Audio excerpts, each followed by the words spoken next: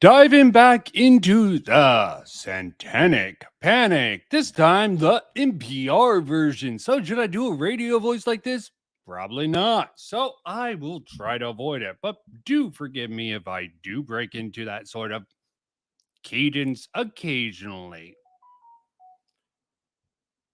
And that's not going to be good. Thank God no one's around to hear me do that. Friday night doesn't seem to be much better, but I hope I can get this party started and do good solo on my own. Might have someone join me later, maybe not. Maybe it's better that way, maybe it's not. Never know until you just dive right in. So let's get this party started and go with this fun stuff here. Although I do have a cat joining me, peeking in over my shoulder. Let's get this party started and listen to a little bit of this fun stuff here. When QAnon believers insist that Satanists are abusing children in secret rituals, their ideas may seem bizarre, confusing, and dark, but they're not original.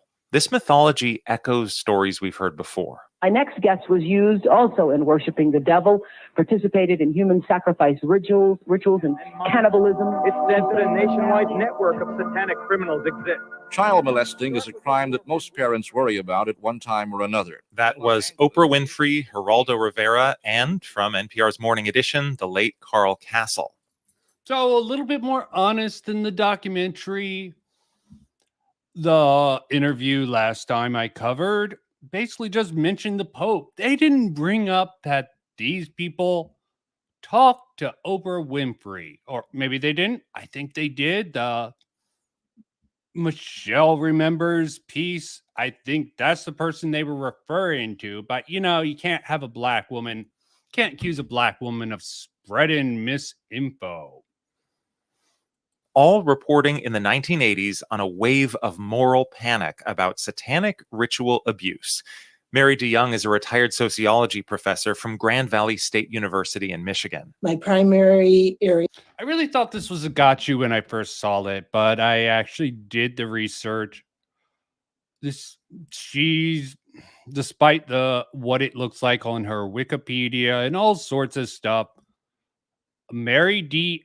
Young isn't actually taking a pro of pedophile stance here, but skimming through her paper and reading her conclusions,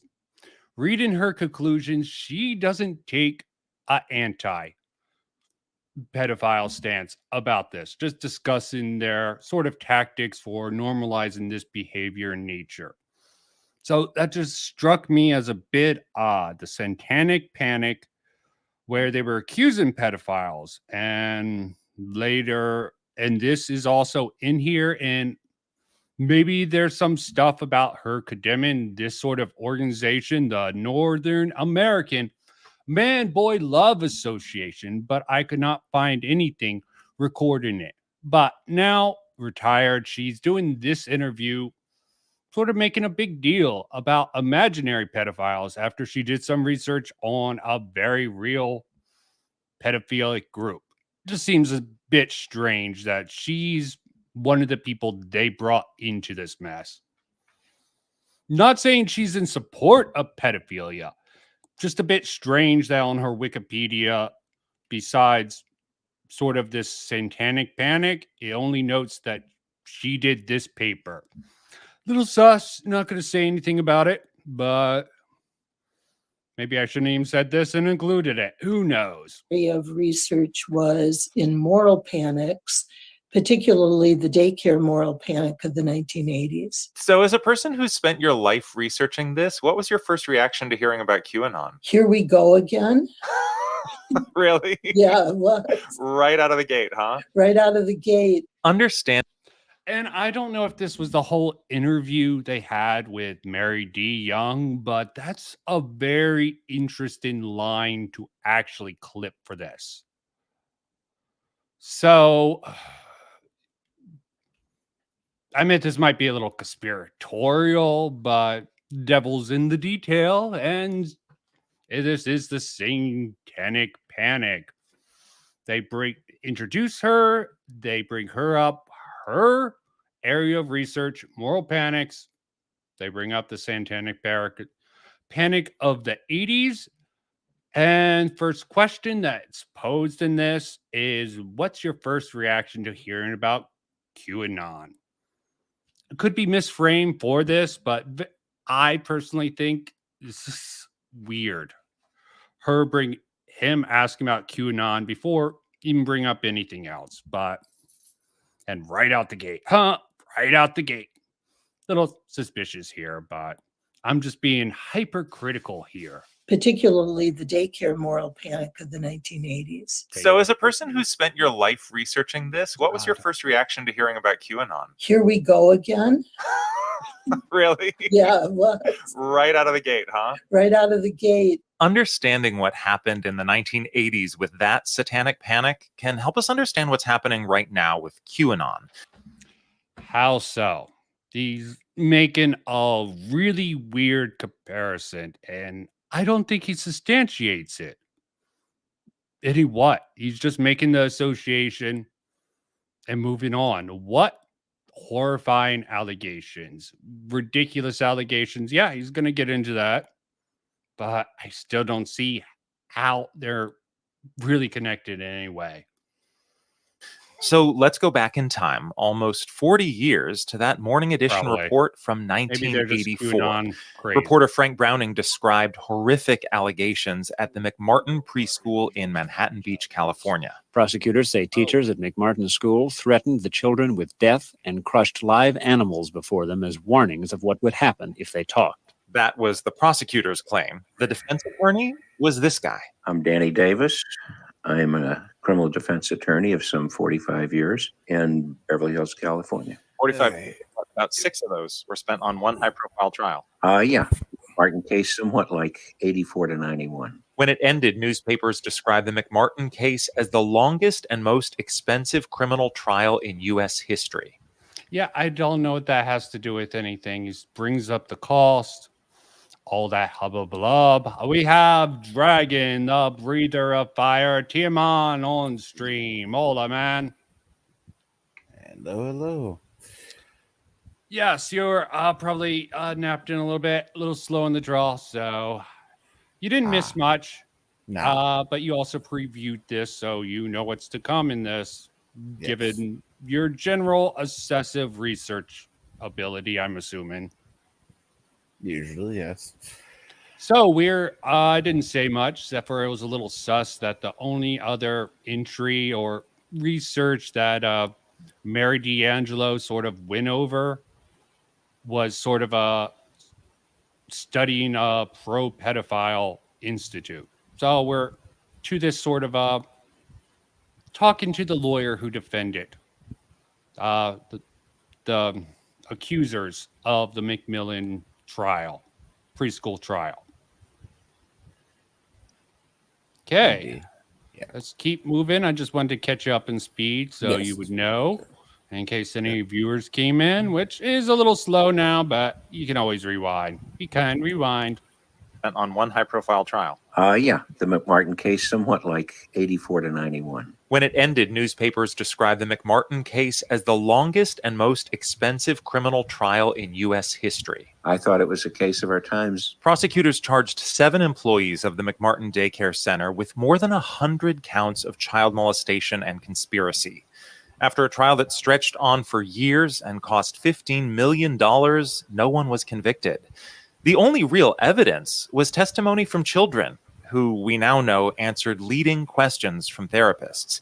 Here's the graphic description that one anonymous preschooler gave on the ABC program 2020 in 1983. They showed us pictures of baddies that were burned alive, and they said, this is what's going to happen to you and the rest of your family if you tell. Kids testified that they were forced to dig up coffins and drink blood. They told their parents that rituals took place in tunnels under the McMartin preschool. Okay, it's definitely weird when you look into the facts, who they got to sort of interview these children. I really don't know what the case is, but they could have been trying to it's a really weird. They say she has no background in psychology. I don't know if the DA who put her on the case wanted her to be misleading or whatnot. They established none of that in the documentaries or any of the material that I've gone over. Too autistic to show everyone here. There's a document. I'm going to probably link a few things. I even have a few clips from the one documentary I found, the 2019 documentary on this, where I think it's relevant. But it definitely seems suspicious why she was picked, since it's obvious that she recorded it. I also find it funny how there's really only the defense in that documentary to sort of testify. The people who were pro on the side that they believed that their children were abused, they're all put in like shadows to hide their identities. So it's a clear bias. That one fact makes me believe that there's a stigma against making these claims that these children were abused. They're using some bad evidence as a reason for that. But we're about to get into the tunnel claim, which is quite interesting. And she said, this is where the tunnel was. There was no tunnel there. I didn't see any tunnel. I didn't see a break in the wall. I didn't see anything. But she said, this is where we went through the tunnel. The FBI went looking for and I believe this was that line was in the documentary also. So this is probably partially based on that documentary, which almost seems like it takes both sides, but definitely, given the amount of sources, it definitely stacks against it. They do try to have some people throw for it, like the second lawyer for the McMillan, but it's better than what journalism is now, but still pretty one-sided, that documentary by a true crime TV show. For those tunnels, there were none. Reporters that they were taken via tunnels under the school and were molested and killed animals and did all sorts of weird satanic shit. Okay, the FBI went looking for those. I might have bit the lead. This part's important. This is why I have this. Should have done some more editing on this, probably. Tunnels, there were none. Reporters that there was no tunnels, he says, and now we have an FBI document that good old Mr. Medicare is going over here. Were taken via tunnels under the school and were molested and killed animals and did all sorts of weird satanic shit. And people said, that's Satanic Panic. These kids have been coached into giving these answers. This never happened. And yet in the FBI report, there's an archaeologist paper talking about it doesn't speculate that there are tunnels. It said we went into the tunnels. In the tunnels. He's talking about being in the fucking tunnels. Why is this in the finder's report? This was never publicly alleged to be connected with them. And yet just in the middle, in a random fucking page, what is it? 49, page 48 and 49, fucking diagrams of the tunnel network, diagrams and explanations of what was found. And I will have a part of the documentary that does admit there was tunnels in the documentary, but I'm saving that for the very end of at least this little NPR. Building a little suspense. You think that's wrong, Tiamon? No. Actually, I'm letting people know that this could be, they did bring it up, and you'll see the context for it. Plus a whole bunch of other context. So let's continue listening to the falling god, dear Mr. Medicare here. You want me to link the paper? I'll put this up once more before we continue on, so people don't think I'm making this up. Go to @FBI Records Vault, which is a official account, blue check mark, run by the FBI. It will give you a link to the FBI's website under their subsection Vault. You can download the finder's report on the FBI's Vault page. There were no animal corpses, no visible injuries on the kids, nothing to indicate that any of the children's claims were true. That's not true. NPR is just lying. There's just very evidence that from the supposed first person, Judy Josen, something like that. I forget the name. It's going to come up later, where they took her in. I took the child in because of some issue with something I don't want to mention, But that's how that goes. So just calling him out for definitely being misleading, if not outright lying here. The preschoolers said one employee named Ray Bucky could fly. Danny Davis represented Bucky. Early on, Davis identified this as a case of what's called social contagion. He started research. See, what I also think here is if this person told him all the stories at the age, I believe, 2 to 3 years old, this child, maybe the child just believed it because this guy told him he had all these superpowers and not to mess with him. That is my thought process on that. How do you think that theory holds, Tiamat? If the main accusers were children, this is not to discount their claims. This is just you can't. I'm being skeptical on both sides of this because there's stuff both sides. It's more or less right. You can't have the kids be primary witnesses because, like, the adults could terrify the children, etc., etc. I feel you could just preload that with a lot of bad stuff and make the people look like horrible people, and then it come out later that, I'll be honest, it's kind of interesting.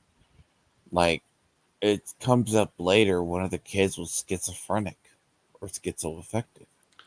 Well, I don't even know about that particularly, but we'll get into that. Let's not make any claims about psychology. This is psychology of the 80s. Not the most primitive that thought that homosexuality was a mental disorder, but not too far away from that. So we'll keep that off the table. Yeah, but that's up my point. I think it's if you're having kids involved and then other lives, it's very easy to just make it look really bad. Yes, and I definitely do think the person who interviewed these children did not have the qualifications. So I'm wondering what was going on with that. Did they want someone? Did they think they wouldn't defend themselves with a high-priced lawyer, or did they think that this woman had a better methodology? I really question if even the prosecution who brought this really wanted this case really to work out with the sloppy testimonies that they got from the kid. Because if they sort of tainted the witnesses with bad information, I'm just being a little conspiracy minded. If you want to bring this to court and bring up the satanic element into it, but you don't want these people to actually go to jail, you'll poison the well with this sort of a narrative, then you'll wreck your own case. But this is just conspiracy minded, thinking about all sides of the issue. Not saying that's what was happening. I'm just putting my tinfoil hat on for a moment to think about the possibilities of having such a bad person interview these children. Searching earlier moral panics like this one. And I saw clearly there's a process on a timeline that starts with some sort of scandal or change in a small society that develops a very forceful, agreed upon accusation against a target or scapegoat. The phrase social contagion implies... I mean, it's giving them all this ammo now to say all this. The sloppy testimonies is giving them perfect evidence just to discount any of these.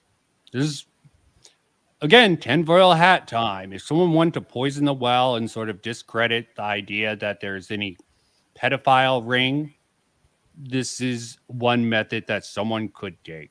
Again, this is me with my tinfoil hat on. I'm not saying this is the case, just being ultra super tinfoil hat conspiracy minded about this. Is that the idea catches on and grows, which is exactly what's happening with QAnon and what happened in the Satanic Panic of the 1980s.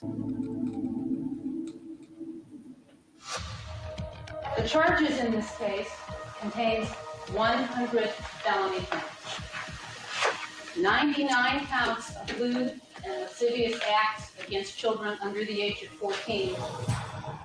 Wonder if the Rubin person related to, as a prosecuting, related to Dave Rubin. Just a side note. Probably a very common name. Lewd and lascivious acts against children under the age of 14. I agree. Sorry, probably not many people are going to get it if they don't know the Dave Rubin memes. My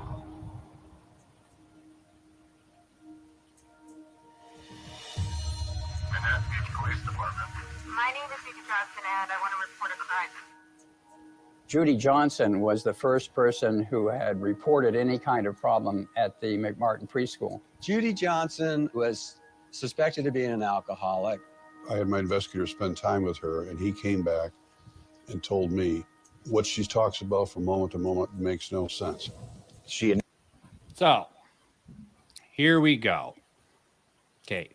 Suspected to be alcoholic, what she doesn't say from moment to moment. This is all from after the fact, over 20 years.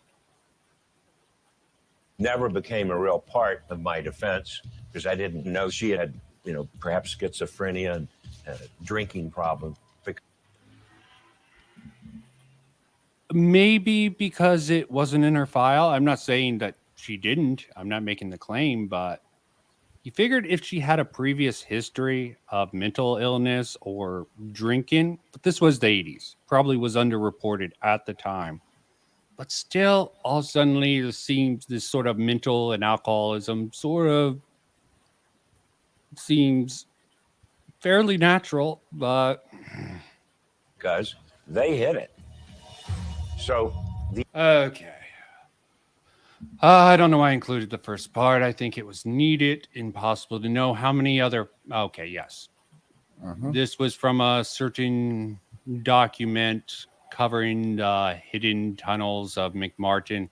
Though Johnson certainly conversed with other McMartin parents, it's impossible to know how many other parents she spoke to or how much of the various parties involved contributed to one another's obsession with finding allegations. How they talk about this allegation and how it spread, they could be correct. They call it a social contagion, which I find very interesting, especially since the last one we went to sort of was trying to compare this to the Republicans' war on the transgender war against children. I'm not going to take a stance on that. Part of the Stitch and Adam community, and they believe some of the people who say that they're being trans is a social contagion. So, social contagion back then is just bullshit now from probably the same party or the same types of people who would be against. I would have been against Satanic Panic. But again, depends on how it's used. Doesn't mean that people could use sort of the satanic belief back in the 80s to sort of poison the well to make people doubt that these abuses are happening. What do you think the chances of that are, Tiamat? Basically, I would say it's highly likely because given, I guess, hindsight and other stuff at the time, it's like if you throw out very bold claims, you better have good evidence that it's very real, or else prosecution's gonna come out with egg on its face. Because you don't bring people to trial based upon pure hearsay or basically not enough evidence to do it. Because if the evidence is shaky at best to accuse someone of something, well, it's not going to be the best for you, if that makes sense. Yeah, I'm just seeing something. Another reason I wanted to look into this, because I am going to cover Gamergate at a certain point, and I think going back to the Satanic Panic I didn't actually see it then, but going through all this material now, I sort of can see how the Satanic Panic. And I'm getting a little bit of echo. Do you have headphones on, Tiamat, or not? Yeah, sorry. Okay. Like that. Yes. But a lot of this is right. Is they drag the things through because a lot of these kids, you got to bear in mind that they were using as witness testimony or preschoolers. Yes, very doubtful. I mean, Or they're it going to was be susceptible to very suggestive, both from whoever sexually, if they got sexually abused, and the psychiatrists who sort of got these testimonies. I'm not going to say the methodology from all the facts that are out there, and why I might be in some doubt. There is a little bit of doubt that because you'll see in a bit that you can't see these videotapes. Even these guys who are talking about it now had to go to a special room for, I guess, some reason. Like- so their eyewitness account of how this woman is the only thing that stands. the methodology, though, I would make the argument is it's not that they tried to do it because it has nothing to do like saying if it was the case. Like, if a trial involves a child being a witness, you're going to handle them at least different. Like, if it comes out that something is wrong with the child and a lot of it gets dismissed, yeah, your lives still get destroyed, but it's something to cover because they placed a lot of emphasis on it being real. Yes, and they made it up like all these claims the children made to the parent that was conveyed to the parent as fact when only the child needed to believe it. Did the parent really believe it? Maybe, maybe not. But that's how they're framing it mostly. The idea came about, and I generated as much as I can. I think we need to see this witness. She called me the day before she was to testify saying she did not. Okay. The woman, Judy Johnson, 42, not incredibly old, but not young, whose mental stability has been the focus of the pre-trial hearing of the Superior Court here, was found dead. This is taken from an archive. I'm going to have to document this. I think I have a document sheet somewhere. I should probably link it. Was found dead Friday afternoon in her home in the affluent seaside community on Manhattan Beach. So, probably rich. The authorities performed an autopsy and said, blah, blah, blah. Said further toxicology, neurology tests were needed to determine she's been identified as court as Judy J. and was expected to testify in a pre-trial hearing. She had been living alone because pretty much she had a freak out earlier, which I have some documentation, and basically the children were taken away from her because she had a mental breakdown from the reported cases. The police said neighbors became concerned when days passed without seeing her. Now, that's a little bit suspicious here, given what this judge is going to say. One neighborhood called the police who found the body. Now, there's more here. You can read it if you're really interested. Let's go back to listen to what the judge says completely. They hit it. So the idea came about, and I generated as much as I can. I think we need to see this witness. She called me the day before she was to testify saying she did not want to come into court. I tried to assure her we would protect her, would make sure she was comfortable. I tried to do everything I could because we needed to have her come in. Effect. And that night she drank herself to death. It's weird that the judge got the call the night before or the night of her drinking herself. And then the neighbors are the one who called the police.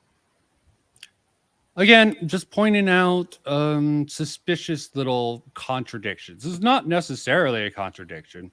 I don't know if she was meant to go in, but if you called the judge and with all these concerns and they didn't follow up on that with any kind of thing, and it's the neighbors who called after a couple of days.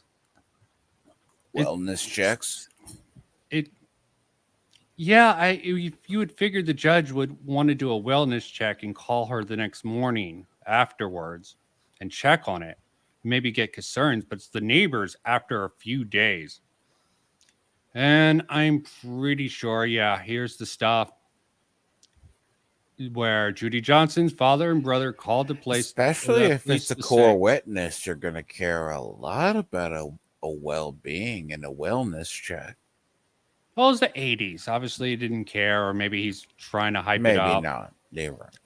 Okay, no, I'm not saying that's sure. I would figure logically you would want to do it if you were concerned about it, her health, but who's saying he was concerned? He's definitely acting like he's concerned now and was a good judge. Needs of the hospital, committing and psychiatric evaluation. This was precipitated by Johnson's deteriorating mental condition and repeated attempts by her father and brother to pursue herself to commit herself to a psychiatric hospital for treatment. 2 of them arrived at her house. This was 85. Brother knocked repeatedly, let Johnson, 4-year-old son, bedroom, blah, blah, blah. This is from the brother, aimed directly at him with. This was all an attempt to debunk. This isn't in most of the other articles. So I will treat this with some suspicion since it's meant to debunk all the quote unquote conspiracy theories. And a lot of people have recanted, even kids who can probably barely remember their testimony because they were 2, maybe 3 at this time. Get off my land. This is sacred property. Police fearing. So this probably has some truth to it.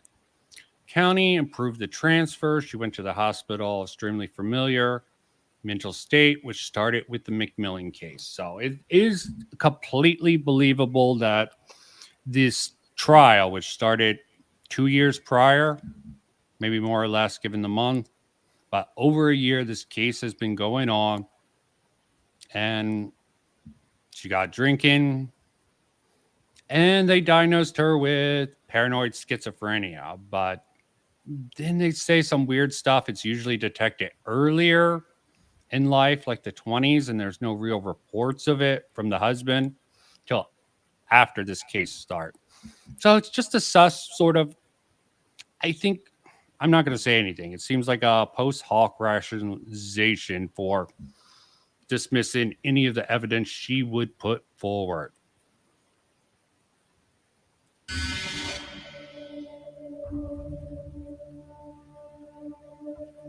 Yes. In 1988, Geraldo. She was found dead. So the primary witness, it's all a bunch of sus stuff, but it's not going to be too hard.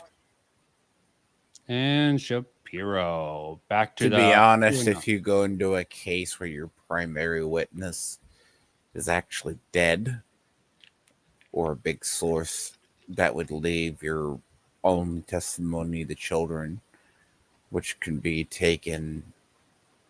I mean, sure, this was the 80s, right?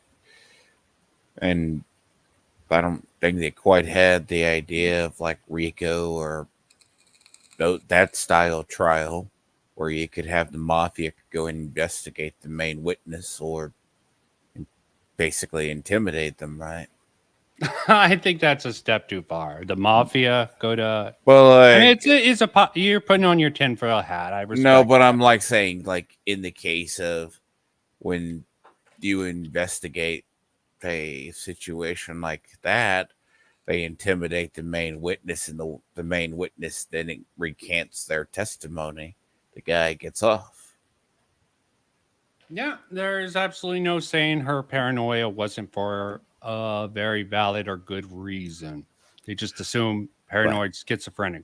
Sometimes people aren't crazy. Sometimes there is sort of a reasons for people to act freakish. I'm not going to say that's the case. I'm going to keep on repeating. That's why I say hypothetically, because Yes. you're proceeding with your main witness being not reliable. You're only going with potentially the children, which arguable there that is not the best to pursue. And that was prosecution's call because, well, they still feel they had enough of a documentation to move forward. Yes, and they had documentation enough to restart even after the sort of acquittal. And the documentary has the second person who still believes the main person. Even though he got solved, so did OJ. I don't know the facts. I'll go with the courts, maybe the improper documentation and all the study of the witnesses and all that, but the sort of overcompensation saying there's no tunnels in this seems a little odd, especially when you see the sort of counter to the claims of this tunnel expert goes through. The Rivera's program, Devil Worship, Exposing Satan's Underground, got the highest ratings ever to date for a TV documentary. The other face of adult Satanism is violent and fiendish, centered on sexual ritual and torture, frequently descending into the vilest primal. See, I like how they are focusing on the ratings, the money, the widespread, just because there was a lot of false positives of this going around the country. They're trying to say this is also false. And it could have been a false charge. But this is sort of like the all or none fallacy. I'm sure there is some cases of sexual abuse that were completely dismissed. Just going by a number's name, those attributed to Satanism. And I'm sure some innocent people were convicted unjustly, given the nature of the United States and sort of what the jury would have believed from the box. They would have tried to mitigate it, but there's a whole bunch of factors that would have came into this. Of all, sexual abuse of children. Since these stories got strong TV ratings, reporters did more of them. News reports that put a local angle on the story aired all over the U.S. Centers. In fact, in Massachusetts alone, currently the Office for Children have started investigations in no less than 33 daycare centers since September. Startling. The news stories and the criminal investigations amplified each other in a feedback loop. And that's one way the social contagion spread, even before the internet or social media platforms were around to help the stories go viral. In 1985, ABC News reported that police in every state in the U.S. were investigating claims of satanic ritual abuse. Nationwide, we found that minor cases of satanic... Yes, and it might have drowned out real cases of actual child abuse. It could have been a cover, could have not been. He's just making it like it's all just fluff when he really doesn't go into any of the details. And why? Okay, yeah, you got 11 minutes to go through this article. No substantive facts. Bringing in QAnon for some weird reason into something that happened 30 years ago. That's more my motivation. They're trying to link something happened 30 years ago to a very fringe right movement nowadays. Fringe or conspiracy wingnut movement doesn't have to be right wing. It could be basically QAnon or has basis in other stuff. Yeah, any fringe movement can really have it, but there is proof that. But they hinge a lot post-mortem on the case of your prosecution went in, you're guilty beyond the shadow of a doubt. And if your evidence is shaky at best, it's hard to just proceed forward with convicting a person. Yeah. And it's not like, oh, maybe there wasn't anything, but, and famous words of OJ, so glove doesn't fit, you must acquit. Yeah. Defense lawyers will do a lot. This documentary was actually useful. Not going to go over it because NPR is the focus and sort of how it links back to modern day things is more of a focus than the actual truth. Optics over something I can't prove either way. Yeah, I'm putting on my tinfoil hat and doubting, I will admit, definitely from everything I researched, how they got the testimonies from this children seemed implausible, but you hear it mostly from the people on the defense rejecting it. So take all this with a grain of salt. This is the internet, You surely entertainment. a normal one would have the both sides. You think even the old A&E documentaries would have both sides because someone has to play the defense attorney for the people. Yeah, you get a little bit of this, but this was even I believe the documentary was 2019. Look it up for yourself if you don't believe me. That it definitely plays optically into the defense side that these are all bogus. And they add a little bit of the sort of people who believe it, maybe in an attempt to be a little bit objective, which I can respect comparison to a lot of the media nowadays, like NPR, who brings none of the other side. And we'll be getting into that in a bit. Activity light up the map. Not a single state is unaffected. But even more frightening is the number of reported murders and suicides with satanic clues. All of them were in bookstores had satanic ritual abuse sections. You know, and my book was in the SRA section. It was so big. New Yorker staff writer Lawrence Wright wrote the book Remembering Satan. It's about a case in Washington state from 1988 that shows how false memories and moral panic consumed a community and sent a man to prison for nearly 20 years over unimagined crime. Wright says one reason these fictions were so appealing was that they gave people a sense of purpose. They had a mission to defend the innocent. They see themselves as heroic. And how can you be heroic in today's world? Well, you protect the children. You protect the children against this cabal that is out to turn them into sex slaves. Wow, how could there be anything more important than that? In the 1980s. Okay, before we moved on, I definitely made a mistake in my process here.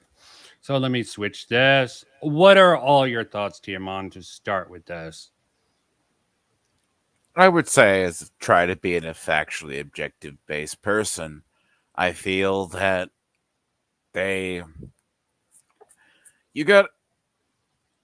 you actually have to have, at least if you're going to proceed with a case like this in general, you need to be fair how you do it, because prosecutions care about. Yes, it seems like this McMartin case from the start winning, because it's not like was saying flawed from the start. Saying the idea is a good prosecutor has a good conviction, right? And maybe they just misjudged the evidence. Because this other thing that you found, right? Like, because I found the stuff on McMartin Middle School, like, I found pretty much it was preschool. Sorry. Ugh. Basically, the idea, right, is evidence is shaky at best. You lost your chief witness. You only had shaky children's testimony. Physical evidence isn't conclusive. It could have been sexual abuse. It could have been other issues. And they probably placed too much emphasis of benefit of the doubt to the child that would have fallen apart under scrutiny, to say that some cases of actual abuse, and let's say with a case of child abuse, actual child abuse, you can't, a person who actually did suspected child abuse could get away with it, right? Yes, if you put reasonable doubt in there. And it definitely in that first case, it was on shaky. I don't think it was. I think it was sort of like a hung jury. They didn't have enough, so they were able to retry the case. I could be wrong on that, but I brought up this article for this Lawrence Even if the guy. person was convicted, it would have probably been overturned very quickly. Ooh, okay, that's just me. Okay, I wanted to play with some of these settings, yes, but here's the article we have for this. full screening it this time. Morning. I'm looking. This is who NPR had on. If you're watching this later on, you can read this. I'm going to skip to the more relevant section that I found in this article. To most people who knew him, Ingram's a tall, square jaw, oversized glasses, mustache, might seem to be like the least likely until the day he served chief civil deputy in the sheriff department and chair of the local Republic Party. See this Republic Party. He had been active in Deputy Sheriff's Association in the Church of Living Water, Protestant fundamental denomination, spent much of his time talking to drug use, father of 5 children, retarded daughter, died in State Institute. As a politician, he was seen as a bridge between moderate and fundamental right. Police officer, highly by the public than other cops department. Now, Ingram caught up in escalating controversies in his over memory cover, particularly validation of recovery of memory. And 8 o'clock Monday.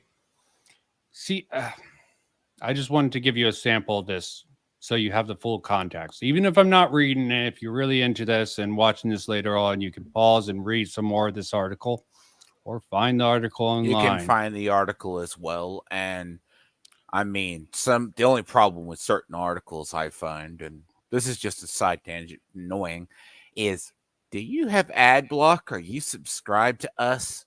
Oh, you're seeing that pop up. Yeah. I'm not trying. I'm not going in depth.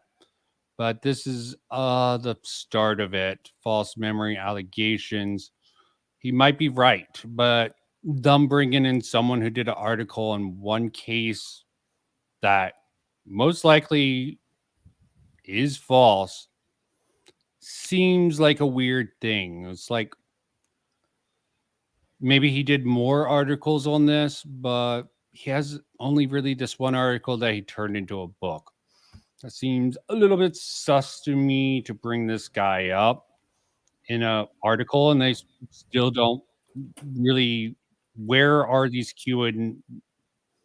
They don't bring up what QAnon ideas, sort of how they relate to the Satanic Panic. They ascribe it to Pizzagate, but again, who knows the validity of that? I've heard conflicting information on that particular issue. I mean, it's the thing to it as one conspiracy brain leads to another, and anything in hindsight, well, benefit of hindsight, they say it's 2020, right? But murder trials, especially, or let's say high-profile trials, they went into like this with all of their stuff front-loaded, and their only evidence was based upon flimsy at best. Because remember I say about the idea before they passed RICO or they were prosecuting mafia people around this time.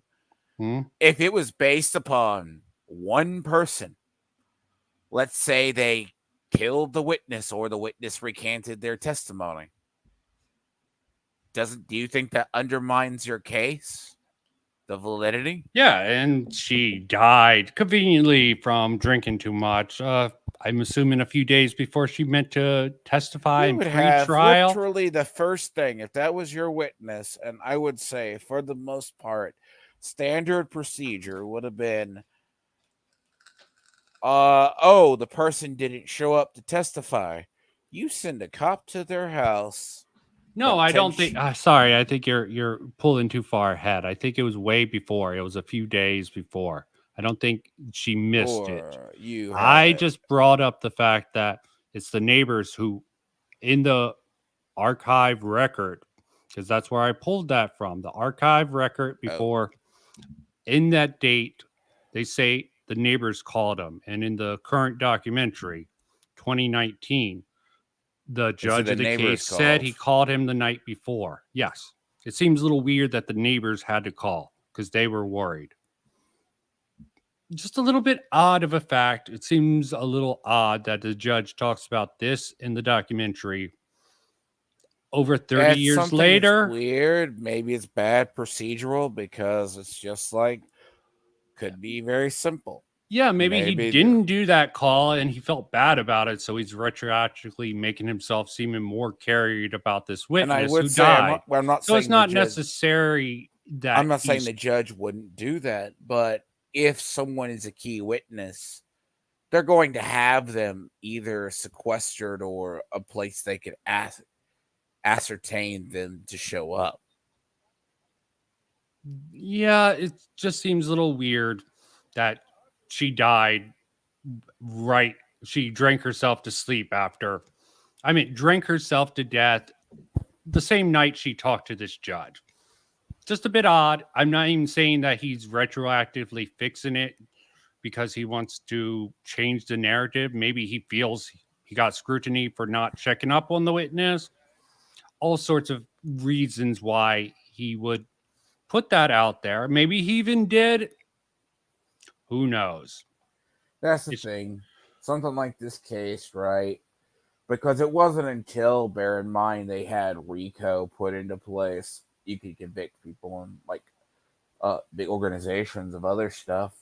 That's how they ultimately took down the mafia. Because you didn't have to say, oh, the mob boss had to have been there and sign off. Oh, you can get him guilt by association. So there was an easier way, but in a case like this with abuse or ritualistic abuse, like, I mean, to talk about a There's different, just a lot of doubts and a lot of weird. yeah, like even to things this going day, on here. right? Let's think of the Branch Davidians as a prime example, which is a subject for a different horrifying history. Did abuse really happen? Because that's what caused the Branch Davidians in Waco to happen. But in their minds, the surviving people, I think you would agree, it's still murky to this day. They went in saying, oh, surrender the kids or whatever. Let us talk to them. And then that's what led to the whole standoff. You know what I mean? Yeah. And That I'll was the agree. grounds that the federal government went in there. Yeah, getting a little conspiracy minded this stream, but gonna take a But break. it's kind of the same case, right? It's kind of like similar because Well, that was was definitely a cult. You're talking about the other side of the cult where there's a lot of murkiness within the cult. And this, it's on the side. Oh yeah, These even aren't after the Satanists. fire There was in no the abuse survivors, wholesale. even after in the survivors, right? They can't still confirm that there was total abuse. Yeah, you can never confirm this, especially 30 years later. And to sort of use this sort of to tie them to another nut job group, QAnon nowadays. Hell, I don't even know if QAnon is completely nutcase. All the facts I know about them definitely makes them seem like a whole bunch of wackos. But it's not a conspiracy if everyone's out to get you. So I could be wrong. Just like I could be wrong about the flat being round. It could be flat. I don't know. I tend to treat every instance with a bit of skepticism. I think that's good to be skeptical of both sides and just see how things proceeded and how they come to conclusions. Because we wanted to do the thing on implanting false memories, right? Because you think if they interviewed the children, well, they didn't even say anything about false memories. They said something about lead-in, and children are very susceptible. False memories was in the sort of Michelle remembers, which seems like a more likely case of that. And they even tie Michelle remembers. They said basically the therapist came and talked to some of the parents, and that probably hyped up some of this antics. The validity of that, I don't know. well, Probably see, happened, this was but different. See, back then, right? Like, this is very different than having something now. Like, you have the internet, right? in terms of, oh, sorry. Yes, Phrase this. information moved much slower, but if you Because mobilize let's say a on a child certain craze, is impressionable, they're going to see a book or that. That's why it's a lot harder now when you're trying to recruit juries or any witnesses for a big case now. Try to find a pool that's not tainted, right? rather hard. Bigger the profile case, the harder it is to Someone's pull gonna off. find it. And like in the case of the Yep, child, someone is gonna find out somewhere, somehow. and it might tank the jury pool. Yep. Do you know of X event? But in this case, let's say I would have loved to see if they had the psychiatrist talking to the child, or did an investigator investigating it talk to the child?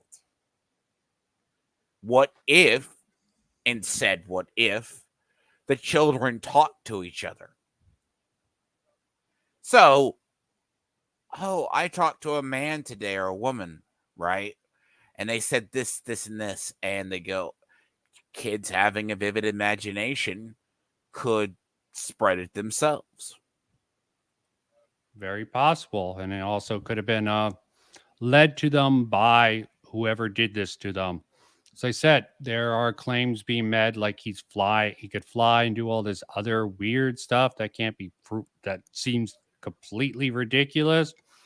You put those in with the child's imagination with possibly distorted images of sexual abuse. It's just sort of like in Gamergate, where there was a few definitely provable instances against harassment against the women, Zoe Quinn, Anita, and they dismissed the whole movement as a whole bunch of sexist, misogynistic bigots, so to speak, who didn't care about ethics in video games. So I'm just trying. I'm not saying this was the case with this. I'm just trying to draw comparisons to other things that I will be going if anyone along watches this, I say this because hindsight and evidence is 20/20, and there was no firm evidence that all these people were guilty, because the children's testimony fell apart. Yeah, so did other people's witness testimony. We can definitely say that the methodology for getting these testimonies definitely seemed it flawed. fell apart. It's like, yeah, could you say that O.J. Simpson was possibly guilty, but the prosecution dropped the ball with the DNA evidence and other stuff? Maybe. Probably. Okay. Most people think he's guilty, so. Oh, no one walked away from that trial thinking he wasn't guilty. It's just, good faith, they couldn't convict the man of, yeah, bro, you did it. No. Nope, you can't. Exactly. And I saw Rittenhouse come up on Twitter today. So that should be interesting. Maybe I will actually skip to NPR's coverage of Rittenhouse, or at least seen through the lens of probably people much smarter than me. You know, there's a that thing mission was not just a fringe belief like QAnon today. It pulled in authority figures, from prosecutors to therapists. Wright first heard about the phenomenon from therapists he trusted in Austin, Texas. They said that they were getting all these young women, mainly, who were having recovered memories about satanic abuse. And they told me that that Satanists were responsible for 50 murders a year in Austin.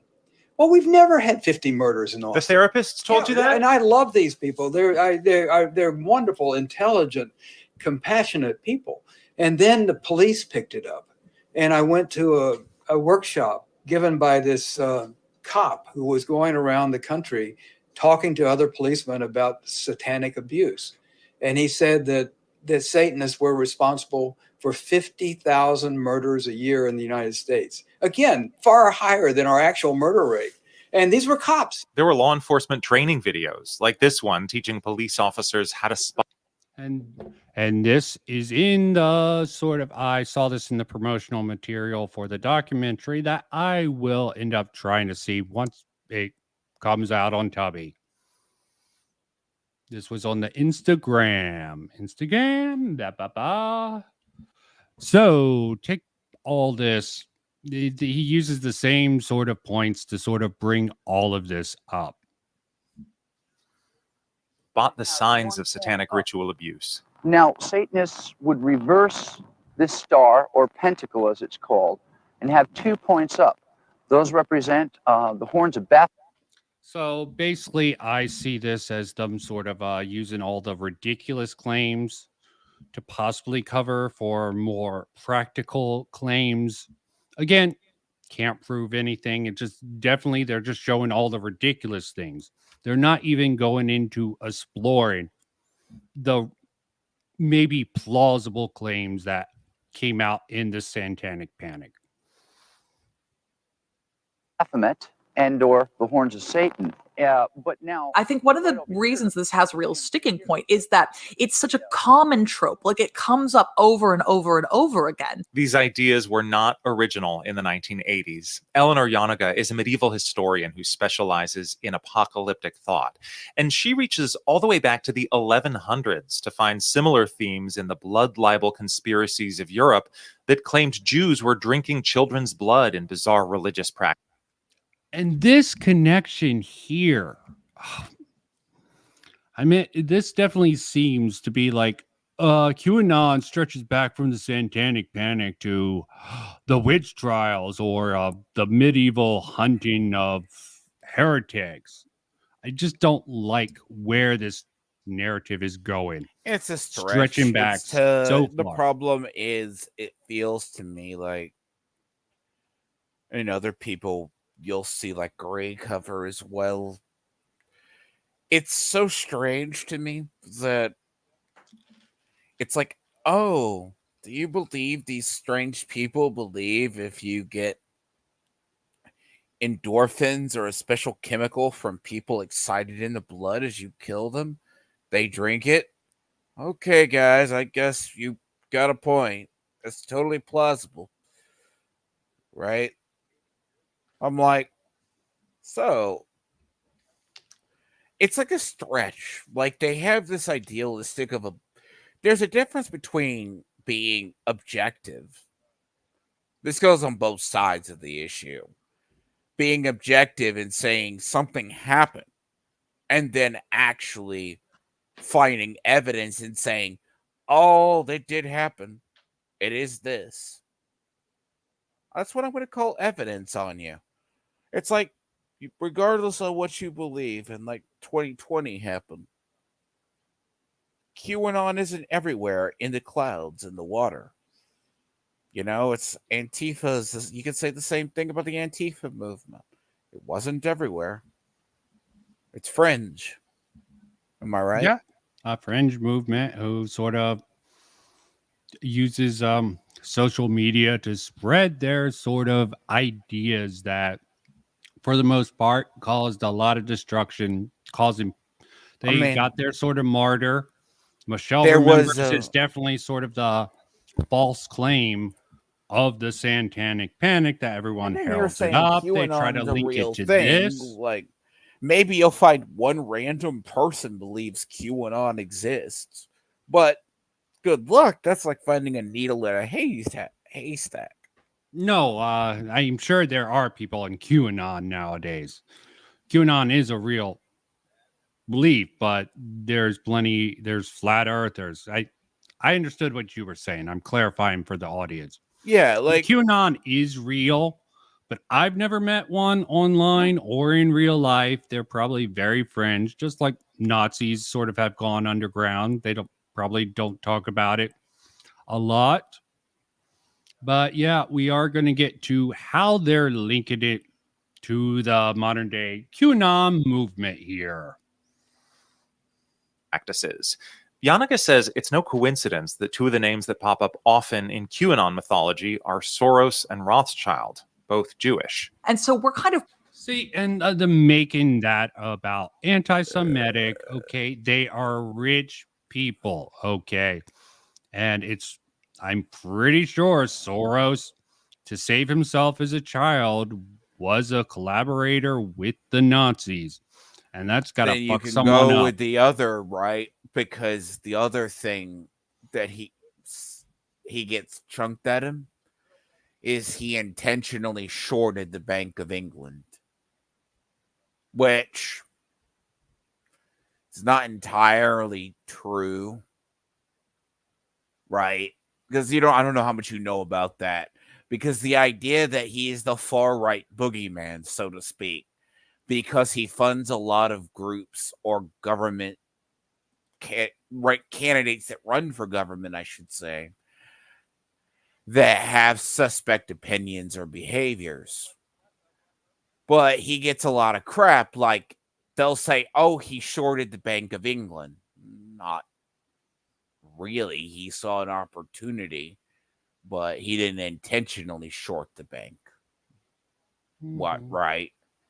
But Well, I don't know about the details of Soros. but I say there's a lot of myths about him. Some of it's not true. Well, that's the same with Elon Musk, Elon Musk, even Jeff Bezos. There's all sorts of little conspiracy ideas and rumors flying about But them. the idea, Are they right? even Jewish? No. But So the idea, right, that someone like probably look it up. George Soros, right? Someone like George Soros is was it later on he was funding candidates that are Democrat leaning or progressive leaning? Yes. But did he do stuff earlier in his career? You don't really know. Did he do stuff as a child? And it will also bring up the interesting case, the great what if. What if he is Jewish? And to survive Nazi Germany, he had to play a part. Like, remember something as well. Pope Ratzinger, right? The Pope after John Paul had connections as well. Did he intentionally play a part? Or did he just try to survive the time? yeah, I'm not judging Soros on that. It just definitely, I would assume that would give someone a certain perspective on life. And yeah, I hear a lot of rumors about Soros. Some of it seems plausible, some of it seems insane. Same with Hillary. I've actually never heard much about the Rothschilds connection. Maybe I'm not conspiracy minded enough to hear about them. Just looking over here, and for almost 2 centuries, the Rothschild family, a very wealthy family over a long sort of a period of time, It's like saying having the conspiracy Vanderbilts theories exist. about that. That's like saying the Vanderbilts exist and influence everything as well. And like the Koch brothers, everyone, the left heralds the Koch brothers as the sort of evil right-wing version of probably them. Of Soros, yeah. Like, yeah, there's going to be Koch the right brother version throw of that. money at they say, oh, they're just funded by the Koch brothers. Like I said, I Okay. never actually hear many people bring up Rothschild. I'm sure there is underground, but To be Soros is fair, the I main haven't one. heard anything really in years about the Rothschilds or Vanderbilts, right? Okay. Yeah. That's just strange to me. That's like, if you're bringing that up, you gotta have like really conspiracy brain, right? Or maybe NPR just doing a big bunch of reaching to connect it to the Jewish, the anti-Semitic belief of. It just seems definitely a little guilt by association with a I long bring reach this to up get to like there. people see the hag in Baldur's Gate 3. Did they immediately think it's blood libel? It's like, okay. Okay, yeah, but it's a video game with some. It's a hag that possibly trades stuff to make deals. Just saying. Yep. weird sort of association. Prepped to hear People it in a way. can- Even if you didn't necessarily ever sit down and learn about the idea of blood libel, it's something that's kind of there floating around in the background of our culture. So when we hear ideas like, oh yeah, there's a ring of people torturing children, we go, oh yeah, that's something that's definitely been around for a long time. This is probably true. Oh yeah, I've heard of that. Yeah, that rings a bell. Exactly. So it's sort of like, oh yeah. Why is they're not substantiating any of this? They're just making claims that people are probably just believe in it. Yeah, probably this Judy Johnson talked to other parents and got them on board with that. Probably. Oh yeah, she was probably schizophrenic. She had a breakdown, and after 12 days, they diagnosed her with schizophrenia. In the 80s, where I really don't trust it, given all their particular diagnosis, given certain things, just probably, no history of that. Maybe it had similar symptoms. Her breakdown caused some mental anguish. Maybe she did go off the rails, but yeah, she was probably mentally unstable beforehand. No evidence for it, just given she was diagnosed about 2 years into the trial after a mental breakdown.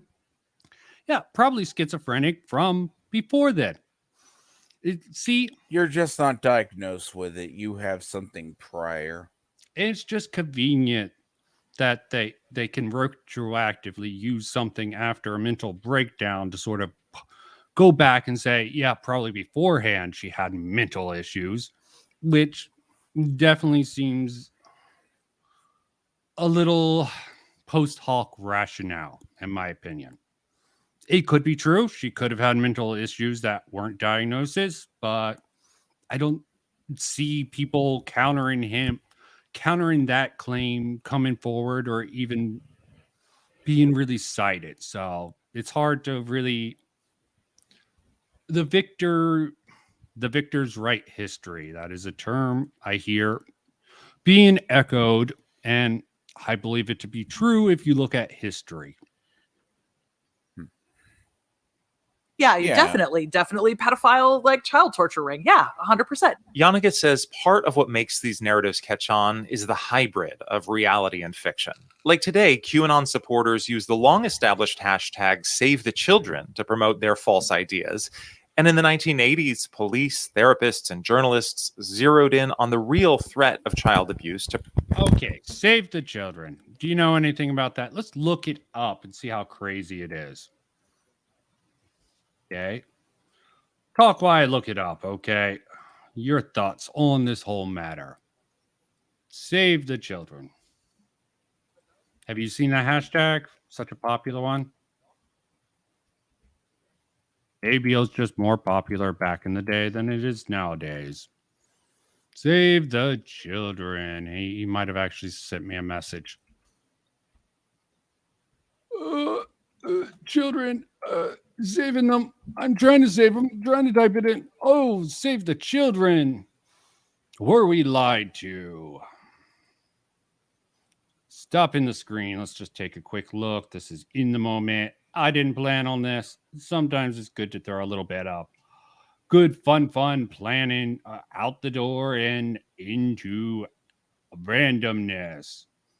And now save the children. Share. Mally. Yeah, save the children. It doesn't look that bad. Save the children. Hurricane. Plot thickens. Seems to be about save the children of Maui. Seems all of it's focused on this particular instance of a fire in California. Doesn't seem very... Oh, here's one. This is why the deep space, Hollywood and Illuminati are hell-bent and take... Okay, I don't know why Save the Children's in here. Oh, Pedo Wood. Okay, we got one that seems a little weird. Not too extreme in its rhetoric. Disgusting. Here's another one. Pedo Pete. Okay. Again, Save the Children. Okay, this one's a little bit funny. I don't know if they're doing serious. Maybe, maybe not. Pastures. Do. Again, the Hawaii fires. So, save the children, QAnon experience, or just something to help children out occasionally that also used by other people. There's definitely pedophilia in Hollywood. Kevin Spacey is one example of that. There is others, but save the children. I don't know how you can say the Epstein, he killed himself. Jim brought that up in his particular video. So, not completely ridiculous, but it's definitely not exclusively used by QAnon. See, in earlier, I was talking with a group of our friends, and I mentioned sometimes rich people have eccentric tastes. I have found if you become rich and powerful, there's this tendency to embrace a lot of tastes that you would not normally have or tendencies. Like veal or caviar. Sure, there's a whole bunch of fun stuff out there that sort of only rich people can indulge in. Does that make them right? Does that make them wrong? I don't know. When you have all the money in the world, what can you not buy? Dignity, pride. You probably go a little bit crazy, most people, but not going to say that for absolute. But yeah, save the children hashtag. Definitely seemed to be some weird claims about Joe Biden Society being a pedophile, always, but it's only no been a outright recent conspiracy theories.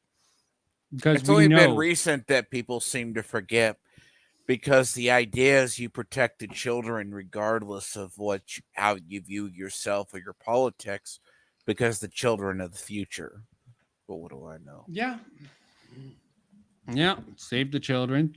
Think of the children. They sort of made fun of that on the Simpsons a lot. I really don't see what it should have to do. I think it's a little bit of a red herring to bring that up in association with QAnon. I think it's just a normal thing for a lot of people to go to. And sometimes it is an actual concern. But he's not demonstrated. This is just NPR. So honest, I am sure. Promote their bogus claims of satanic ritual abuse. We believe the children because once upon a time, we were the children. There is this idea that there's always some kind of nefarious other that's going to come and torture your children, and it's all going to be awful, the moment you let your guard down. And that's specifically tied to a kind of supernatural desire to do harm to the innocent. Of course, with QAnon, there's more than just a moral panic going on. There's also a partisan political angle and a former president who's amplifying QAnon supporters in pursuit of his own political goals. But people who study these moments of moral panic have looked at what these times. I believe Trump is a little out there and a little bit deranged in a lot of things and definitely unethical. But I don't see any evidence that he directly called on QAnon for his support. Just like he never really called the racist Nazis to their support. But they just have to add in that racist and QAnon people support people like him. Does he like it? Probably secretly. He probably does like it, but does he agree with their views? I don't even think he's that far out there. If they go with him and be like, yeah, he should have been president, he'll agree with that sentiment. But if they start saying some other weird conspiracy bullshit and sometimes pushing people away, will actually make them come to these conspiracy minded. And I'm sure with a lot of the facts after the lockdown, a lot of the stuff that came out, how a lot of the information was suppressed or called conspiracy theory after the fact, and it found out. What's funny about that is if you look at similar, right? They looked at actual doctors, like you would go to virologists who would say, right, they just counted those people versus actual doctors. YouTube would say, oh, but the doctors, this person's an actual doctor, but they suppressed what they said. Yeah, trust the experts, but you find out actual facts that the experts were sort of hiding the real truth because they didn't want to create a public panic like the Satanic Panic, but a Corona panic. Who knows the real facts of that? But the real facts is they definitely suppressed a What lot was of the actual information stories that came and out? then tried to call it conspiracy What theory. was the actual like stories that had come out on YouTube that they were like, oh, I'm going to put, because you're talking about, you can talk about COVID now, but it was like, oh, but if you talk about this, this is misinformation. There were Yeah, the actual lab leak doctors. theory was completely considered a conspiracy theory. Comes out that that is then the the highly government basically probable reason confirms for it. it. The government actually confirms it 2 years later, or at least confirms parts of it. And why we lied about the mask is because we wanted to make sure the actual doctors had supply because of it. But did you ever then hear the mask stories about the jab, blah blah doctors blah. that were struck on YouTube or had their stuff called disinformation, and their medical doctors working in hospitals at the time? Yeah. Okay. We still have stuff like this. People doing actual research on trans issues are just being smeared as transphobes. Yeah, I'm sure there are some people with some extreme bias, but you label everyone critical of the trans movement transphobic without any sense of nuance and context. But yeah, You're that's the sort of difference between opinion and like when you're talking like this in relation to the Satanic Panic, because COVID misinformation got people struck and got their channels thing. Even if you made a video, it would be taken down. But if that medical person was there was like a people on Twitter, I can't remember the doctor's name. They're an actual doctor in a hospital and their stuff was struck down, right? Yeah, there's all sorts Was that of in stuff with that. misinformation? No. I don't know. And just finds funny that this is California, the McMartins thing, where we definitely know there's a lot of rich people. This is definitely an influential area. And Epstein's exploits, well, why they're denied by some people, most people take it Epstein's island is something that's probably real. The facts of the matter might have been exaggerated, but it still is something that's fairly well established. And remember, Epstein killed himself. Absolutely killed himself. People, there was no cameras. The security guards were, they fell asleep while he The died. funny thing about the whole deal about that is Epstein no one knew why he was famous. Like, and this is weird for anyone who sees this, if you ever do a deep dive. It's not actually weird for anyone who knows about it. His initial source of income is very different than someone who people think he made money in blackmail. He had stuff, videotapes and everything, because he might have, but that's not why he was famous. Everything. And a lot of people were like, oh, what happened to the little black book that he had? And what happened to all the videotapes and the recordings that were at his apartment in New York when he was arrested? So it's like, well, most people say, oh, what did he have to do? Did the abuse allegations occur? Possibly, but there's a lot of allegations. You can't say who was in that black book or not. Only people who know about that are the people who raided and took that information. Does that make sense? Anything else is a conspiracy theory.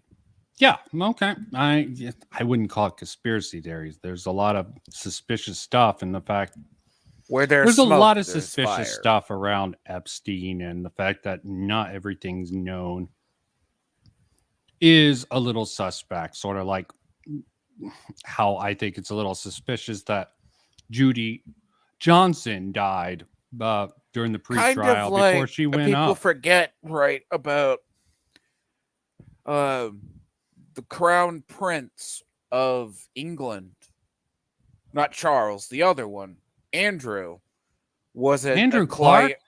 I didn't know he was royalty, and probably Prince Andrew went to Epstein's Island. yes, that's what I hear. A lot of famous people, and they want to respect their pride, so it all just went poof, disappeared, and that makes sense to me. But to say there's no misdeeds just because a lot of people would be embarrassed, yeah, there's a lot of shit with that. But I don't want to go into that. I just want No, to it's bring separate. that up, all that facts. I'm not trying to poison the well. I'm just keeping a sense of skepticism and bringing up certain facts that makes me doubt Skepticism a and lot of the you stuff that gets keep your spread on mind the open. media. It's called just keeping an open mind, because I don't say it's definite, because I can't definitely say, oh, this person knew this or that, just because he actually hung with somebody doesn't mean, oh, did this actually occur? Yeah, absolutely. And just the way NPR is reporting this is very freaking biased. I mean, there could be facts that could be brought up that could be a doubt. They could bring up some actual facts instead of just trying to tie this to some fringe conspiracy theory that they keep shouting about, but I've never met anyone, never seen any PR from QAnon. QAnon could just be a conspiracy theory. Okay, it could be a whole bunch of government ops for all I know. They probably exist. It's not completely unbelievable. Does anyone take it seriously? On a legitimate level? Probably not. Can they make stuff like January 6th to flame the fires? Did Antifa sort of Like flame the fires in some of how- those protests? Yes. Like, Okay, it's I think funny, that by is the rather way. provable. Antifa does that. See, it's kind of interesting because during the Kyle Rittenhouse trials, a prime example, there was a videotape. Save it. Save Yeah, all use that for we're going to do the Kyle Rittenhouse in honor of the Twitter. So Tim I will say this: there is an idea of the FBI and government definitely never plants anybody in a movement to get them convicted. Okay, going on. YouTube, don't listen to that. Periods have in common, and Denounce, they often denounce. find conspiracy theories taking hold in moments of cultural upheaval. It has to be an absolutely exquisite matter of timing, I think, for a moral panic to launch. That's Mary DeYoung again, the retired sociology professor and author of the book, The Daycare Ritual Abuse Moral Panic. She says in the 1980s, the culture was shifting in ways that frightened people. The family was changing, more women were working, the availability of good quality, affordable daycare was pretty limited across the United States. And you don't think some bad actors took advantage of that at all. Just humans are kind, not the type, just like priest would never go into the priestly thing to get with the altar boy. Okay.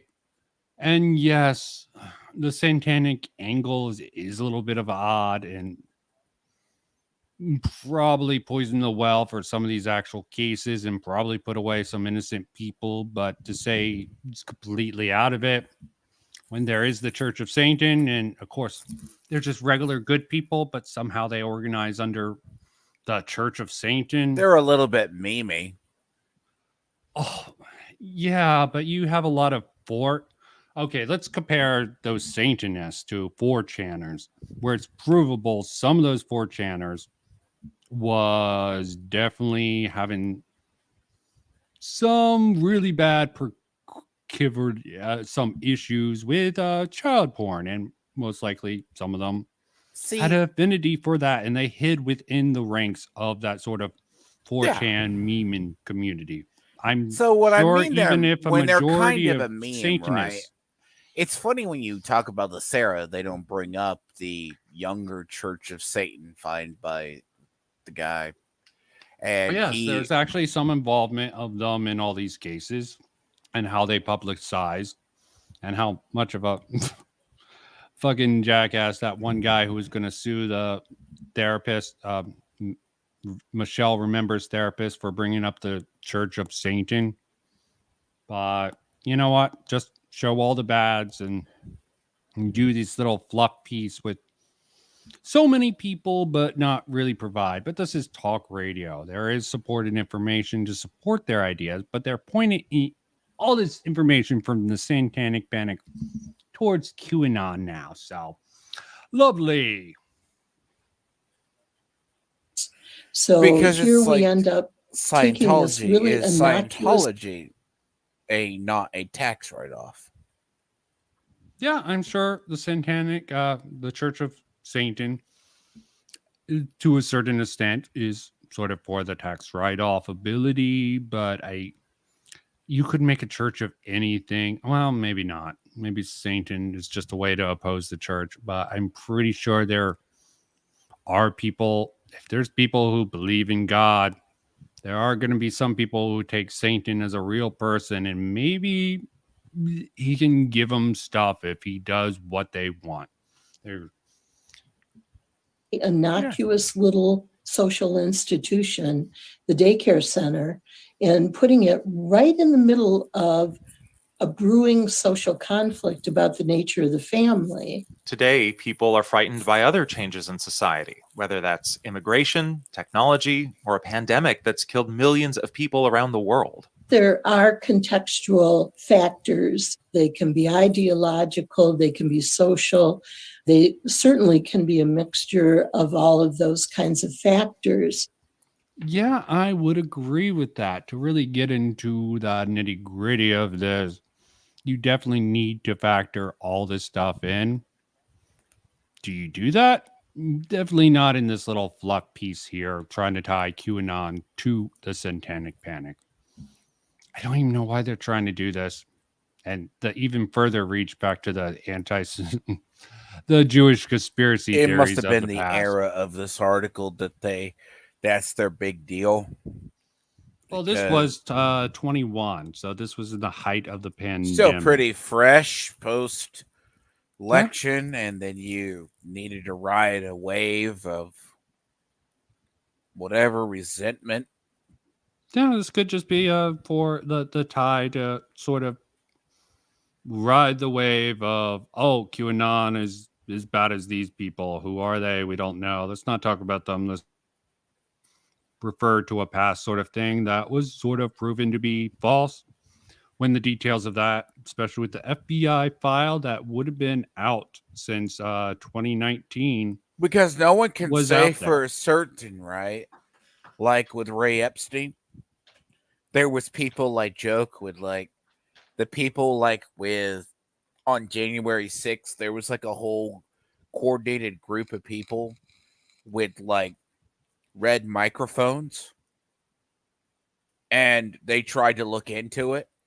Like Ray Epstein, they could never fully prove was an FBI plant, but there were other people who like they go, oh, that guy's a glowy or something, you know.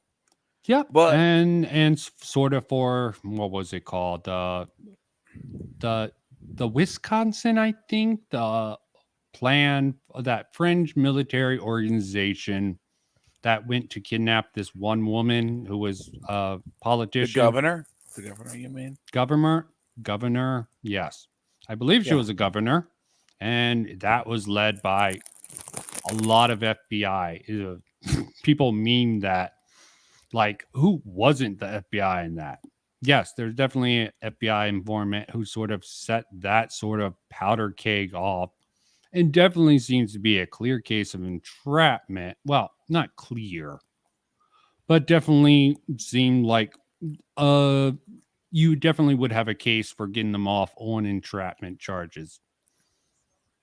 Because that's why you have, because it's similar to this. It's like a lot of us say this, but only tidbits of it come out in the hearings of who, during the Summer of Love, right? FBI had people planted in those movements too, watching it. But did they stop it? No. Well, sometimes things happen.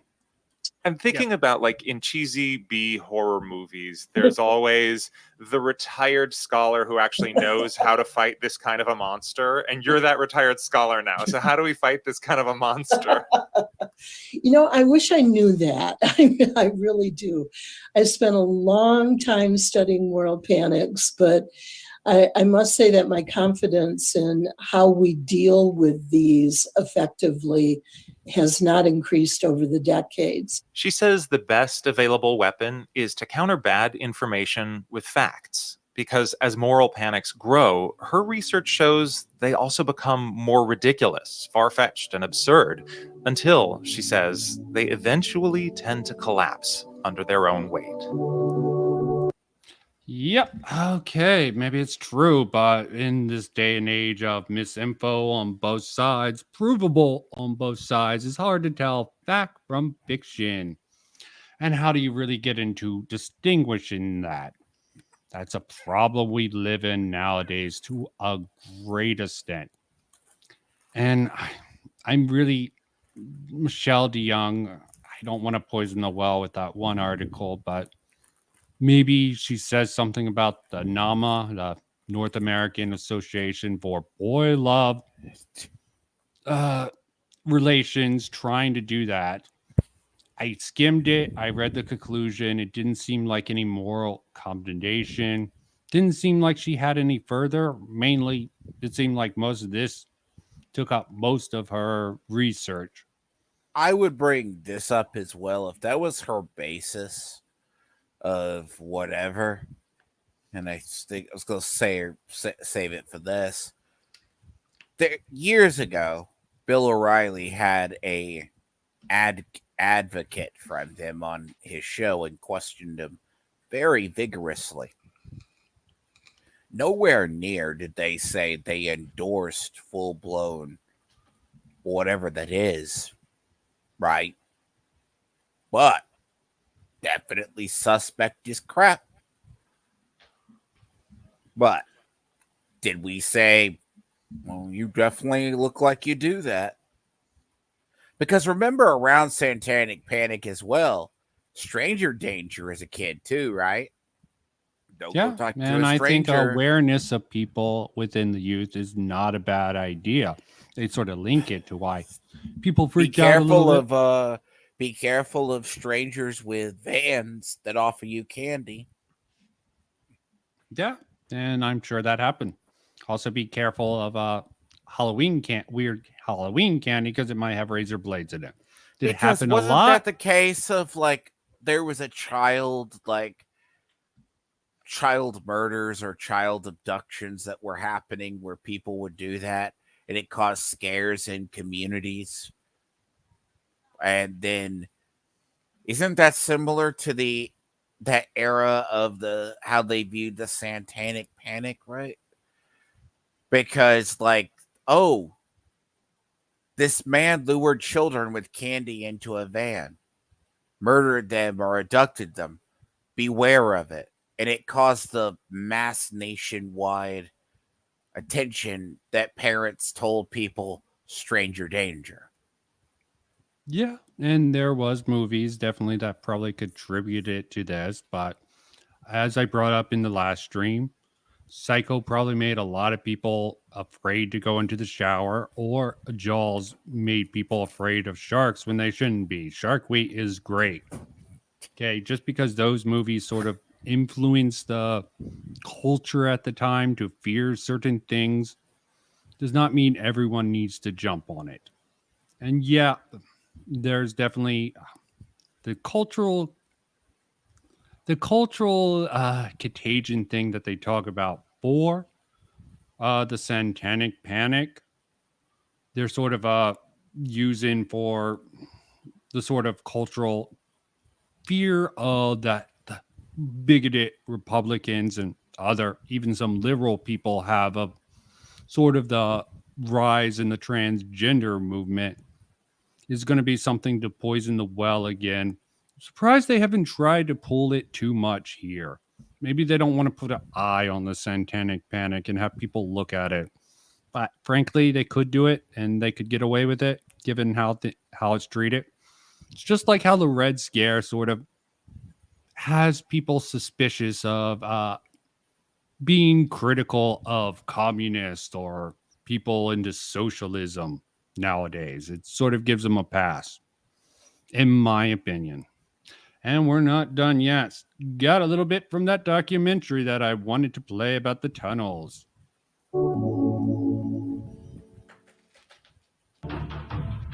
To tell you how crazy it can get, a group of parents hired a tunnel expert because the kids had talked about there being tunnels under the vacant lot that was next to the preschool.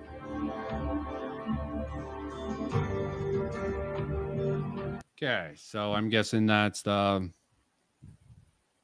not Miami, wherever that place was. I forget it at the moment. They look for the preschool. tunnels. They looked at a building next door. Yeah, okay. They didn't find anything.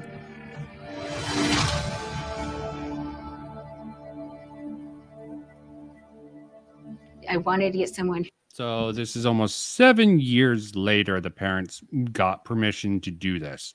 Keep that in mind. Who knew what to look for. So the first thing I did was I went and got a archaeologist. Also notice this is one of the people who want their identity hidden. The rest of the people who are against the Satanic Panic, being like, it's just a hoax conspiracy theory, they're fine showing their faces. People who sort of are being interviewed are put in the dark. I don't know if it's their choice or if it was sort of a framing device to make them seem like they have something to hide. Don't know. Just putting it out Could there. be hiding it. Could just be kind of older. Like you get people I am who sure, because this guy is fine with actually being in this documentary and stating this with his face, maybe even his name. Consider myself an Yeah, objective okay. scientist, and I use scientific method. The children said that they were taken into a tunnel underneath the school and into a room, and there is where they were molested as part of what came out to be satanic rituals. And so my job was to see if I could find any objective evidence of any of that. When you're searching for a tunnel or an opening, where the tunnel is, the soil will be looser and usually a different color because of things mixed in with the soil that would happen when they backfilled it, so to speak. There was bottles, there was cans, there was, I believe, cardboard, there was wood fragments, there was plastic. So there's a lot of trash and debris that was part of the fill. One of the things we found right away was a plastic bag sticking out of the disturbed area. It had a date on it, 1982-83. School had been built decades before, so the fact that there was something in there with that date on it was a good indicator that someone had been under the floor during that time. What was particularly notable to me and relevant to the cult aspect of this thing was when my crew dug down less than a foot, and they found this plate. And when I saw the plate, my blood ran cold because on it was this perfect pentagram. I could see that each arm of the pentagram was very precisely engraved. So obviously it's done by an adult. Okay, pentagram. Some of this evidence. This is, of course, 7 So years you dug after. down, you found the very old plastic bag that I'm sure, a foot down? Yep, I believe that's what he said. About a foot down. Like, kids don't dig? Or you never had excavations done? Well, I think this was somewhat under the foundation that they dug. Do you know what's funny, though, as well? No, they were digging, or at least. But you know what was really big around this time as well? Wiccans. Okay. Throwing a little bit of plausible deniability. I can roll with that. Wiccans also use the pentagram. Yeah. Okay. Good point. So you're throwing some doubt this way. And that's just plausible. I'm not saying that this is 100%. What if a Wiccan thought it would be cool to like drop something there? Oh. How do you know? I mean, this was all in the FBI report. I wonder if they pulled it from this 1990 report. And this is sort of covering for it, being like, oh, we're being honest. We're covering that they're doing this, blah, blah, blah. And they're like, I know this, but they missed this. Did you have this forensically tested? How old it is? What if someone was just digging because that building looked abandoned, right? So they're going to probably remove old pipes or something. I don't think that really plays into it, but yeah, let's finish up with this. Yes. I mean, yeah, it definitely does not mean it's satanic, and he definitely hypes it up for this documentary. His blood ran cold, so that puts a little bit of a spin that he believed that this is, and they did have the second prosecution at the very end of this documentary. I'll have to post hoc link this. Also, I kind of want to note this building looks old as shit by the time they got to it. And if he was an archaeologist, you could tell they tried to demo the section of the building or destroy a tunnel. Yeah, I meant this was also 7 years after the accusations, so it's hard to say so late if someone wanted to hide this, blah, blah, blah. Yeah, a lot of weird stuff. We did find the tunnel that went underneath the foundation between two of the rooms, and underneath about a 2-foot concrete foundation underneath the floor, they had carved out the bottom of the foundation, so it's actually slightly curved, which perfectly matched the width of the tunnel to facilitate walking through there. You know, as a scientist, I talk in probabilistic terms. You never talk in absolutes if you're a good scientist, you know? But probabilistically, yes, I found a tunnel, and that backs up the children's statements. It confirmed what we were. Yeah, what makes me the sort of documentary that is in the Finders thing. I don't know how well what that diagram was for, if it was for the tunnel system or if it was for the above ground thing. So there's plenty of suspicion to go around. Because here's the thing, when you're digging in a city, you do have stuff underground. They go, there is a building above here. There's sometimes if it's old enough, there could have been a cellar down there that got packed in years ago and sort of filled in, or it could have been a cellar that they repurposed for this sort of tunnel system. Maybe someone was cheap and just built a building on top of a building. Yeah, we'll never know, but definitely there is some reasons to believe that maybe the tunnels were real, especially with the having that the doc. That's really weird. The Finders thing, that being in, even Mr. Mediger admit it. It's weird that it's just placed there. Because that's why I say.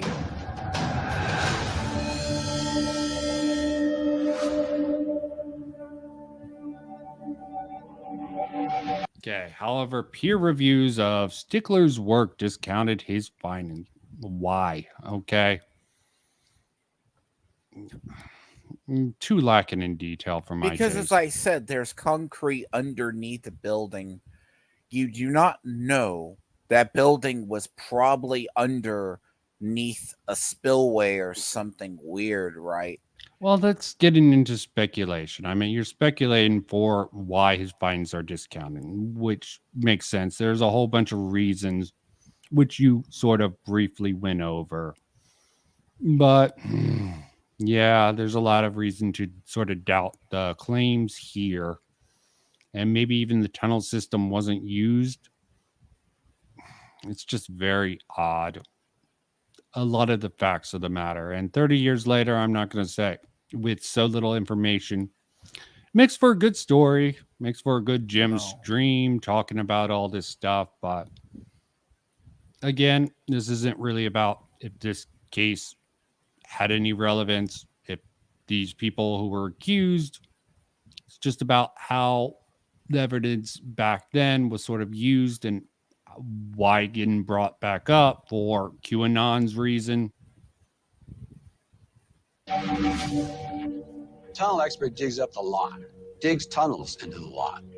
Then there's press out there, and he's talking as if these tunnels were there. Yeah, actually, I remember picking up the LA Times, and the headline says something like, "Tunnel expert examines McMartin preschool site." I mean, anyone looking at that story thinks, oh my God, there's tunnels at the McMartin preschool. I mean, what else would you think? But he just dug the tunnels. There wasn't anything there. That's, he just says it's a matter of a fact. This reporter, he's labeled as a reporter. Okay, there was nothing there. There was obviously something there. Is it what the children claim? Were they fooled?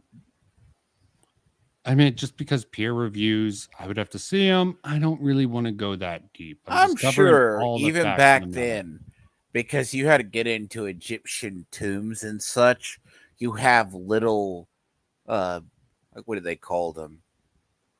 Not like finger cameras, where you have a camera on the end of a like thing you could have shoved down in there to see if it Up was the butt. Sorry. Had to No, quiz what me is well it? with that comparison? That's I how know you what would. you're talking about. It's like an optic camera that can go into a crevice. You could have looked at that. Because how much of this was when you're digging underneath the ground, not everyone discloses like stuff is there. Does that make sense? Yeah, I mean, there's just a lot of facts that seem really weird, a little bit of conflicting things, just a lot of facts Because about this case over 30 years ago. I think it's funny because a lot of cities inadvertently find out there's utility veins underneath there, right? You build over a drainage. That's a drainage pipe or something. They didn't know that was there. They didn't know it was there. Horrible. Or they didn't realize, because you ever seen when they dig like utility stuff and they put like the concrete things in the ground? People would think that's a tunnel. You just don't think it's a pipe or something. Okay. Yeah, I can see where you're coming from with that. I mean, Because it's not like cities, when they get construction crews years later, don't take a backhoe and just ram it into a pipe or a bundle of wires that's needed for something. Bundle of sticks. Are you? Well, a I'm fascist, sure man? everyone No, has sorry. stories of it, because I've had it in my area where they go, "Oh, you didn't know that gas line was there? Well, shit." Yeah, there's a lot of stuff down there. And it's really hard to sort of go over that sort of stuff. Well, we're going to comment on someone commenting on NPR and Kyle Rittenhouse. I had 2 videos primed for this. Yeah, one was a little quicker. Yeah. Okay, so I should have cut this down, but I didn't know if I was going to use it for the stream. We're going to go into Peter Boghossian, who a lot of people should follow, recently got on the Adam and Stitch show. I'm happy to see some of those people being there. But let's see their take on Kyle Rittenhouse coverage of NPR. They'll probably bring up the time frame it was in.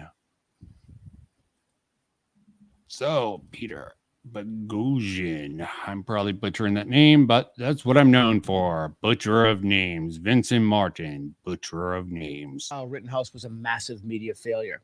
Rittenhouse was turned into a villain, particularly by outlets like NPR. The critique that followed is particularly harsh. So NPR did the thing it does best, twist the narrative. We're going to play a clip from NPR isn't completely honest. Colored me shock. NPR, and I want you to listen to it. Listen to the language that they use.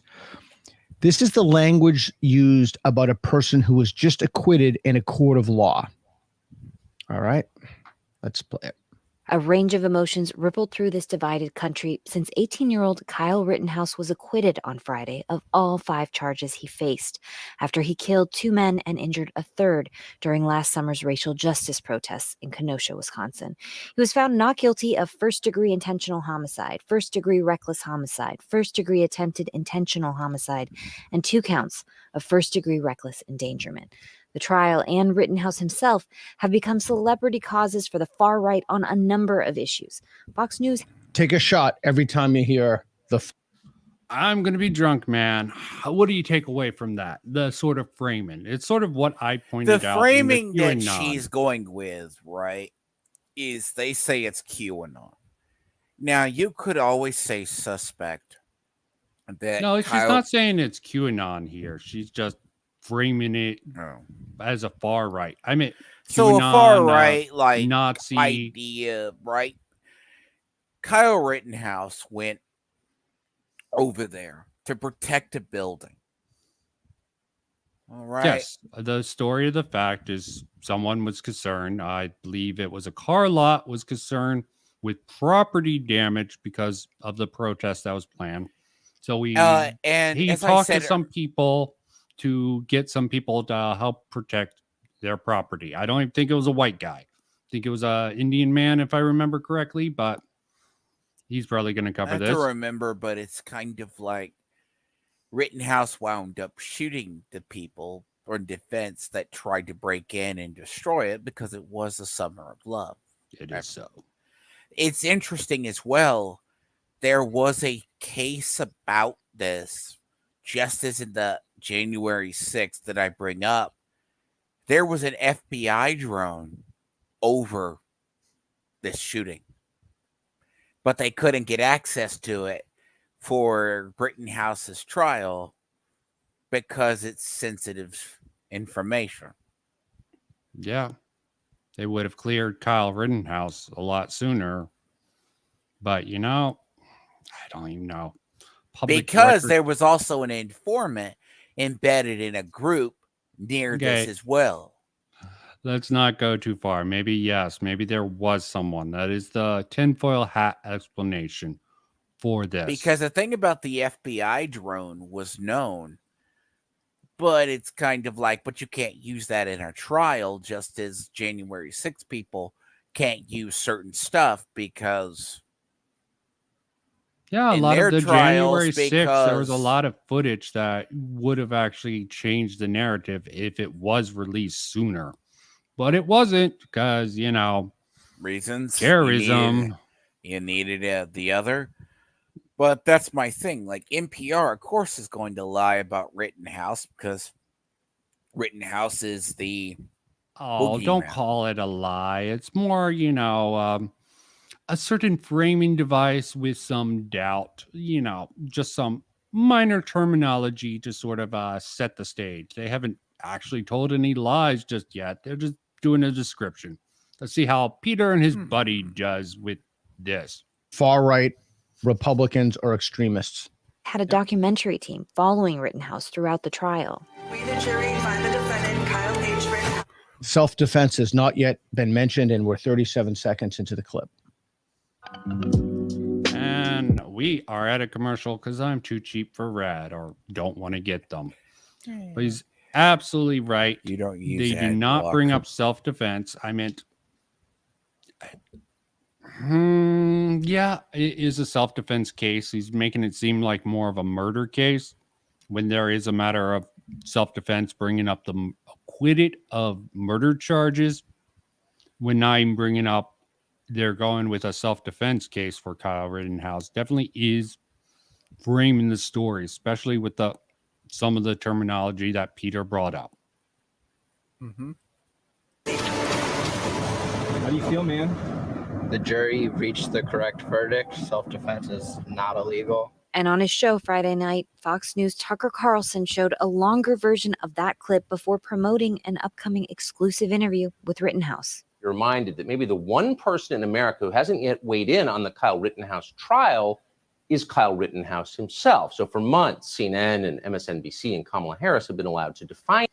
Okay, why was Tucker Carlson the first person to interview Kyle Rittenhouse? I'm curious. It doesn't seem like a person that I would say at the time he was a front-facing person for the time slot. It's not like you're gonna get Hannity or anybody. Well, what about CNN or any one of these much bigger news organization? Why didn't they ask for the interview? Did they? Did they even try to reach out to Kyle Rittenhouse? Something you don't know. Yeah, we just don't know. But you know what? It's convenient that good old, opinionated Tucker Carlson was the first one to interview him after he got a hypothetically, let's say if you're going to go to a favorable outlet, because do you remember that story about the kid that was at a campus? I'll have to find his name, but it was a story of CNN tried to get false harassment on a. You remember this? You know the story I'm talking about, right? No clue. Maybe you can look it up and we'll play some. I'll look it up, but it's basically a story. Look it up real quick for reference. Yes, let's play a little bit more. Him. That ends Monday. We're sitting down for a long interview with Kyle Rittenhouse. You can see it on this show Monday night. Okay, so what is going on here? You can see that the NPR reporter is not talking about the trial. She is talking about Republicans and Fox News. Notice the shift. Notice the turn. Yeah, definitely a shift here and making it about Fox News and not really about the trial. And the subtext is, why was I keep wanting to say Tucker Carlson. I don't know if that's a Freudian slip from me because I have suspicion. I don't think very highly of Tucker Carlson, but Tucker Carlson. Yeah, butchering that. And that's funny to me. But by the yes, way, I linked this story. The kid's name was Nathaniel thing. He basically went to a crowd, then CNN tried to make him look really, really bad. That was the story. So they actually interviewed him and tried to make him look really bad instead of being. They used this video and they didn't even try to be objective. So, I mean, also given the coverage of these places, it's perfectly understandable if Kyle wanted to go to CNN. But I just find it funny why they didn't see we're definitely trying to get an interview. Did they even get an interview with him afterwards? Okay, I'm gonna play a little bit more. Rittenhouse has been vigorously defended by some Republican lawmakers and at least 2 Republican congressmen, including North Carolina's Madison Cawthorn and Florida's Matt Gaetz, have talked about giving Rittenhouse an internship. Gaetz expressed interest in the 18-year-old even before he was acquitted, as he did Wednesday on the right-wing media outlet Newsmax. He is not guilty. He deserves a not guilty verdict, and I sure hope he gets it because you know what? Kyle Rittenhouse would probably make a pretty good congressional intern. We may reach out to him. So now what have they done? Now they're connecting him to Newsmax, and we believe the only people who saw Kyle Rittenhouse's actions of self-defense were far-right Republicans and extremists. Really? There's also been growing concerns that extremists on the right are using the Rittenhouse verdict as further justification to spread messages of violence. Okay, is that substantiated? Have any evidence for that?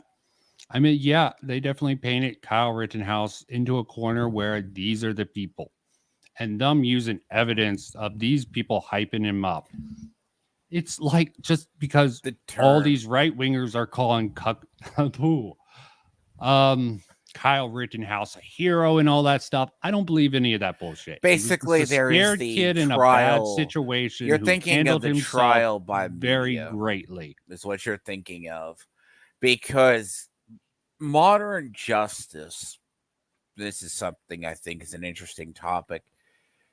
Everyone seems to prejudge cases now, like Rittenhouse and other things, were like,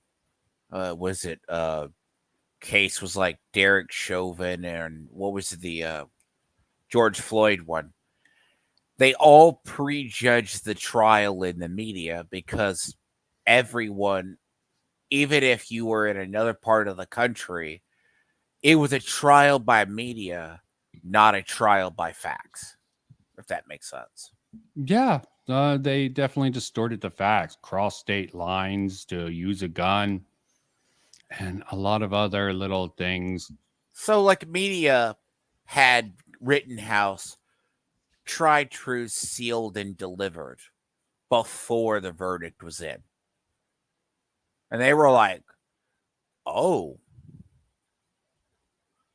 he's guilty, isn't he? That's their narrative. Trial by media personalities. You can never be innocent. Am I right? Yeah, I meant they definitely did pave the well, omit certain facts like the framing of racial justice for the riots that Kyle Rittenhouse was. There's a lot of framing here. And for Christ's sakes, I really am trying to see why is not CNN or MSNBC trying to really be like, we reached out for Kyle Rittenhouse to get an interview to him and sort of making this effect.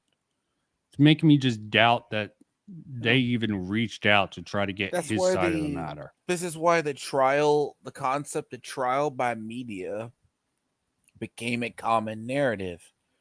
They would try to precede the verdict and be like, I know this for a fact, right? He's guilty. Because this is right. Yeah.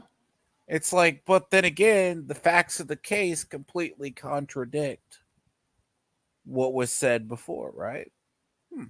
Yeah, the video evidence really contradicted anything said about it.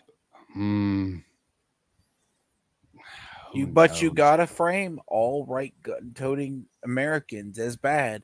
That's probably what NPR was thinking. Yeah. Probably what they were thinking. And just occurring to me now, why didn't they try? Well, of course, he was suing them because he thought that they misreported on the facts. So there is a good reason that they probably didn't recover him. I don't know if that. I think the lawsuit came afterwards, after they wouldn't really retract the stories, but I don't know what phase in this. But the fact no one reached out to him in any regards, and he got stuck with right-wing media, and they use it against him to sort of paint him as this. It's sort of like that centrist meme where they push the person on the center. I mean, Kyle Rittenhouse might have even been sort of left, but because before then he talked about actually liking Black Lives Matter. Did you actually remember the story when Vosh and Destiny got into it over Rittenhouse? Oh, yes, that was beautiful. They argued.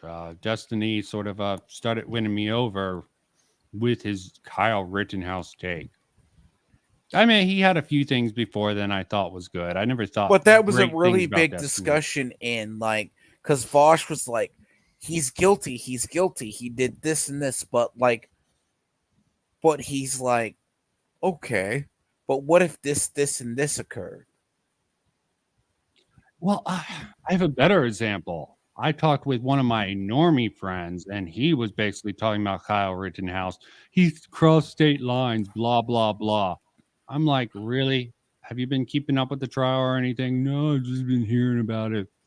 Like, this is so much Horrible framing. And this isn't Vosh. This is just a completely normie, not into media.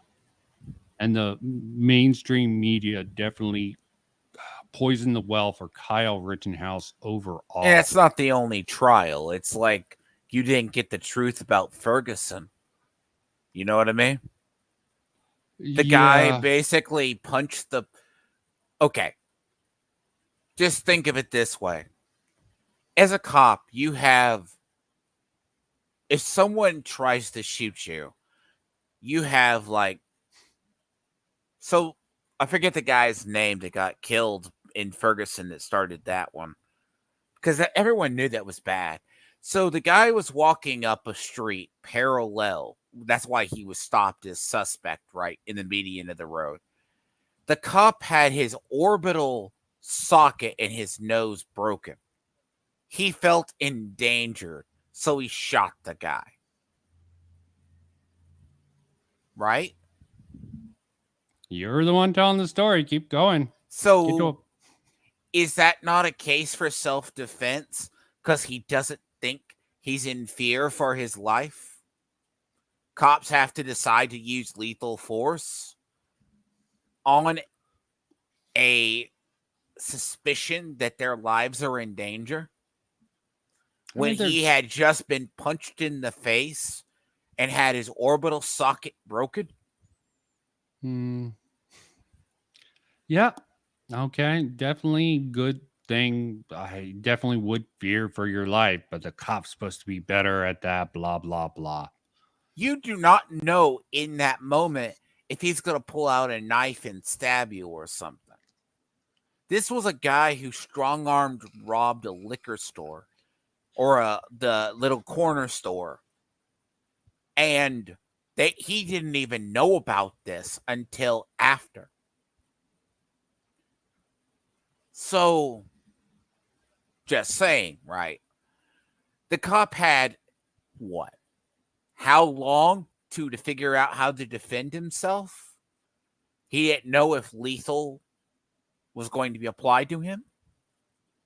Yeah. And I can see a case for them saying he should have been more appropriate, blah, blah, blah, in most of these cases. He got his reputation destroyed. Right? Yes, but he had to change his name. And all he did was... Okay, let's put this in context, yeah. Timon. Okay, yes, there is a belief that maybe he shouldn't have been so badly. He definitely did have a case that he was justified in that. Let's take that away. You have this kid and they're trying to do this. Yeah, perhaps, yes. And you have to take a public media stand and sometimes take the bullet as scapegoat for the police department to look progressive or go with the current times. But in the Kyle Rittenhouse case, this is why it's so apparent and why this sort of had a lot of people like Destiny questioning some of the Democratic establishment narrative over this, is because it's just so blatantly going against the actual facts of the matter. It opened up a lot of people's eyes. Sort of like Johnny Depp, Amber Heard sort of hurt the Me Too movement.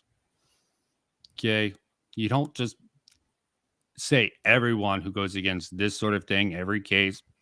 When you say all of this, all or nothing, you have to sort of, I don't like the term gaslighting, but everything that goes against BML, a black person getting killed by a cop, a woman claiming to be sexually abused or molested or something like that. You have to champion each case, even if someone's crazy or a liar. That's the thing. Yeah. I mean, I will say this. That is kind of like the Duke lacrosse case.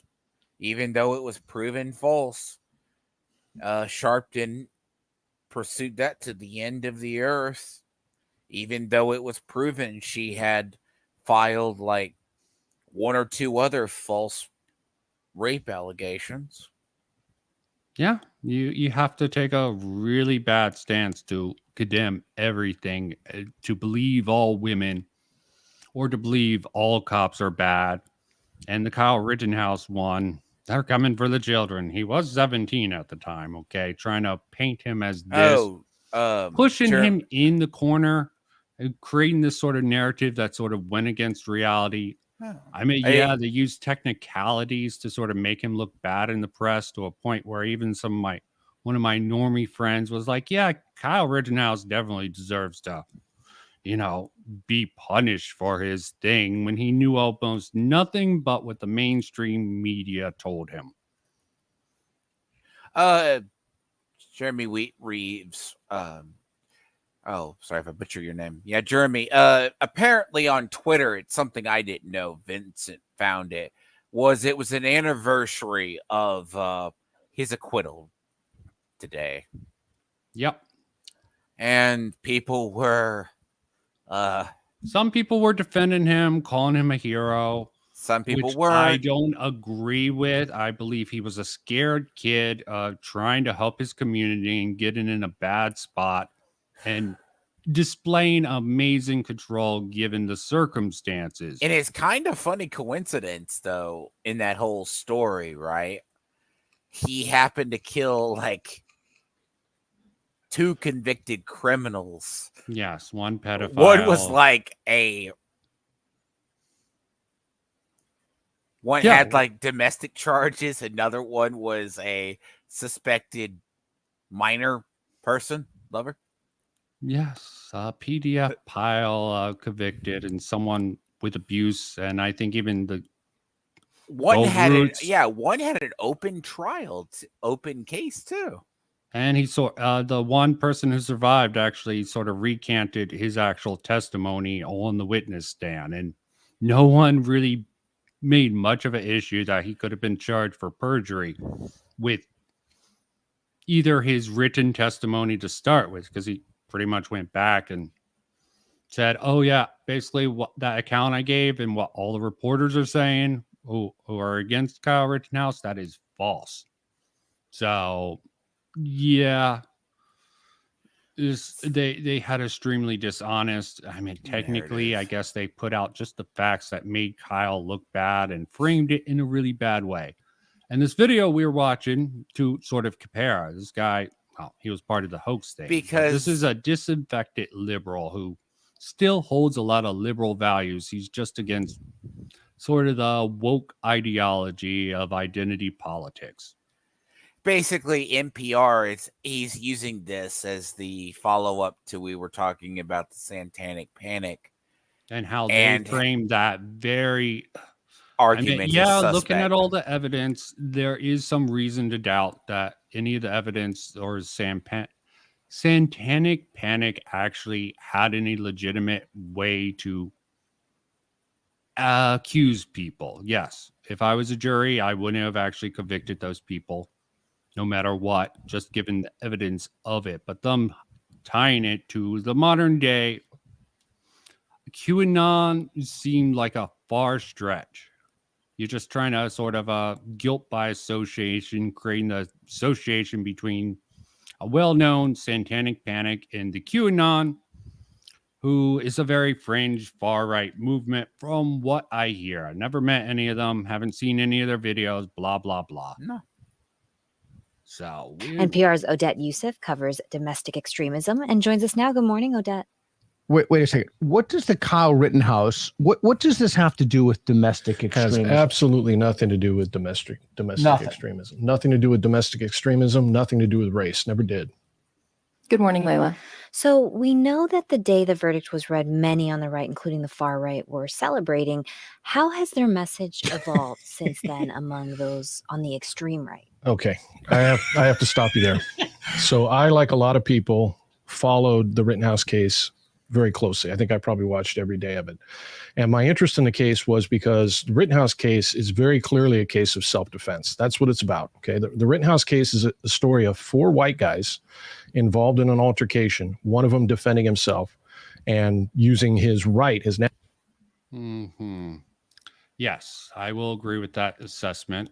It was very clearly a case of self-defense, very well documented.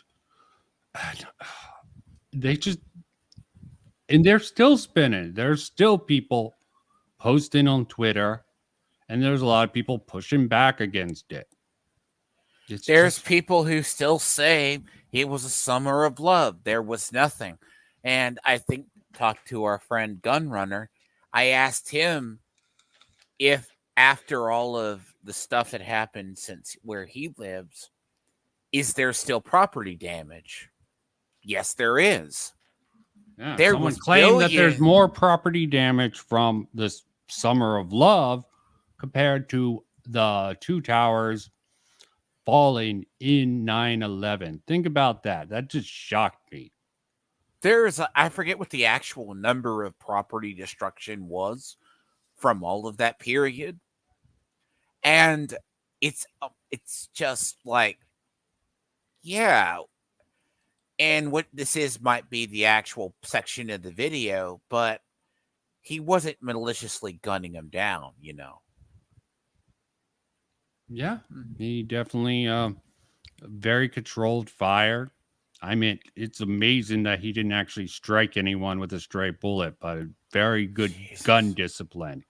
And in a panic situation like that, It reminds me of the video. There was a story in a Texas church. A gunman goes to rob a person. You think you can just rob a church, right? Everyone in a church, they're unarmed. There was people armed, and they shot the guy who killed him. Shot him directly in the head. yeah, good stuff. Okay. Like, well, the guys they were trained in how to deal their firearms. Yeah, That's a lot better than having someone who's not trained. Yeah, it's definitely better to train people and to keep registered. I mean, as Because- much as people talk about trying to restrict firearms at this point in America, I think it's faulty. Maybe if we started without firearms, it could work nowadays, but nowadays, if we really put regulations on guns, heavy regulations, it's mainly the criminals who will get access to the gun. This is the only reason. I don't even know in theory if even we should have. Let me not get into that subject matter. No, not this, it's still ingrained right, and I think it was the right thing for our founders to protect that. And trying to strip it away at this point is both, I hate this term, un-American, and also very stupid at this point in history. Natural right to defend himself. So when he was found not guilty, I was elated, as was just about everybody I knew, as was my wife, as was, I think, anybody that was actually paying attention to the trial and to the facts of the case. If the only thing you knew about the Kyle Rittenhouse case was things that you learned on NPR, MSNBC, or CNN, you might be upset by it, because the narrative between what the media was saying about the case was actually going on, and the facts on the ground were too. Okay, yeah, let's take a look at this. Kyle Rittenhouse trial was designed to protect white conservatives who killed.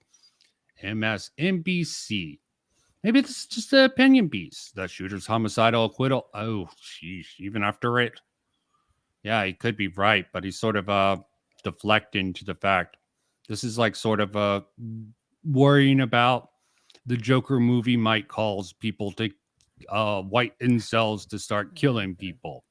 This is almost another reason to bring, actually, now that I think about it, another reason to bring this up. This Kyle Rittenhouse thing sort of reeks as they moral established- panic of a certain type.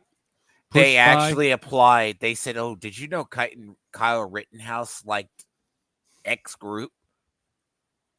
Oh, sure, right? Oh. Yep. Yeah, you can actually, this almost counters, this is like, this is their definitely, this is almost a moral panic. This was that their they're great trying white to spread. This with was their this. great white whale. Like, this was their Moby Dick. They go, "I'm going to turn this into something that it's not." And these are the headlines you were seeing back then. Protector of Kyle Rittenhouse, the protector of white supremacy. Yeah, the Kenosha killer who was almost a police officer. Kyle Rittenhouse haunts me. Now, these are just clips. It could, and maybe These are these just headlines don't actually reflect the article. You could Because Google there this is some yourself, stuff though. they sort of clickbait with some of these titles, but I'm sort of doubtful. I don't really like this because it doesn't say the source. Opinion, Kyle Rittenhouse. Okay, it's opinion. I am not liking this jury selection. These two, let's discount them, but MSNBC, definitely you got a source. Then you have CNN US. Kenosha shooting suspect called a friend to say he killed someone, police said, then shot two others. Horrible clickbait. This is CNN, and this is the headline they ran. Most trusted source of news. Or is that NBC? Sorry, this does not reflect the reality that was presented in the trial. No. I mean, even if these two other ones, I mean, it's fine for them to be in. They have MSNBC and CNN. These are just other articles. We don't know where they're from. Maybe they have some more relevance, but I'm not going to cite this convicted because white reasons rule. Yeah, ridiculous. Two very, very different things. And that was apparent early on. It was apparent long before he was rightly found not guilty. We'll talk a little bit about that more as we go, but I just want to make that clear in the beginning. A good percentage, I would say, I don't have polling numbers, but probably half of the United States was happy when Kyle Rittenhouse was found not guilty. Right. And those Okay, interesting. Polling number over half. Good. I'm glad. people aren't far-right extremist militia members, alt-right, right-wing terrorists. Those are everyday people like me and you and people who think you have a right to defend yourself when people are coming to take your life. And of course, we're happy that he was exonerated. He was found not guilty by a jury of his peers. And he was clearly not guilty. This is one of those cases where everything was on video, thankfully. Yeah. Well, Layla, we're seeing a few themes emerge, some of which have been expected. For example, the valorization of Kyle Rittenhouse, which, honestly began almost immediately after he turned himself in last year. So she wants to talk about the valorization. How about we also talk about the demonization of Kyle Rittenhouse? Let me just go into this real quick. The media narrative on Kyle Rittenhouse that was pushed forward, especially by NPR, was very clear, right? There was a group of peaceful protesters in Kenosha, Okay, we got a daily beast here. Kyle Rittenhouse just killed our rights to peacefully protest. No, that definitely just discredited Not everyone was it. peaceful It's in sort the of summer of love, it killed your right to attack random people. Okay, especially with guns. With his acquittal, we lost our First Amendment right to peacefully assemble to a half-cocked cocaine cowboy version of the Second Amendment. Whoa, that's a little far out there. But it's the Daily Beast, so not really known for... These stories were pretty common, right? Because after that interview, I kind of remember that interview with Tucker Carlson, because I guess it's the first person whoever was going to get it was going to... He got asked, because they had Rittenhouse portrayed as a monster. Either people saw him as a self-defense person, or you saw him as a monster who murdered somebody. Okay, connecting it back to sort of the Satanic Panic, the McMartin trial. This is what makes me... I mean, it might just be a normal thing, and they're just using normal tactics. But if you see how they post hoc because of X fact after the trial started, they try to make assumptions that, or insinuation that she was an alcohol before the trial, and probably mentally with the diagnosis she got of schizophrenia. The post hoc, you find out something later on, and you just run with that. You just keep running with that no matter what, and it becomes history. I don't think any of this stuff is going to really go out, but a lot of people did buy into all, because this is legitimate propaganda pushed by the media.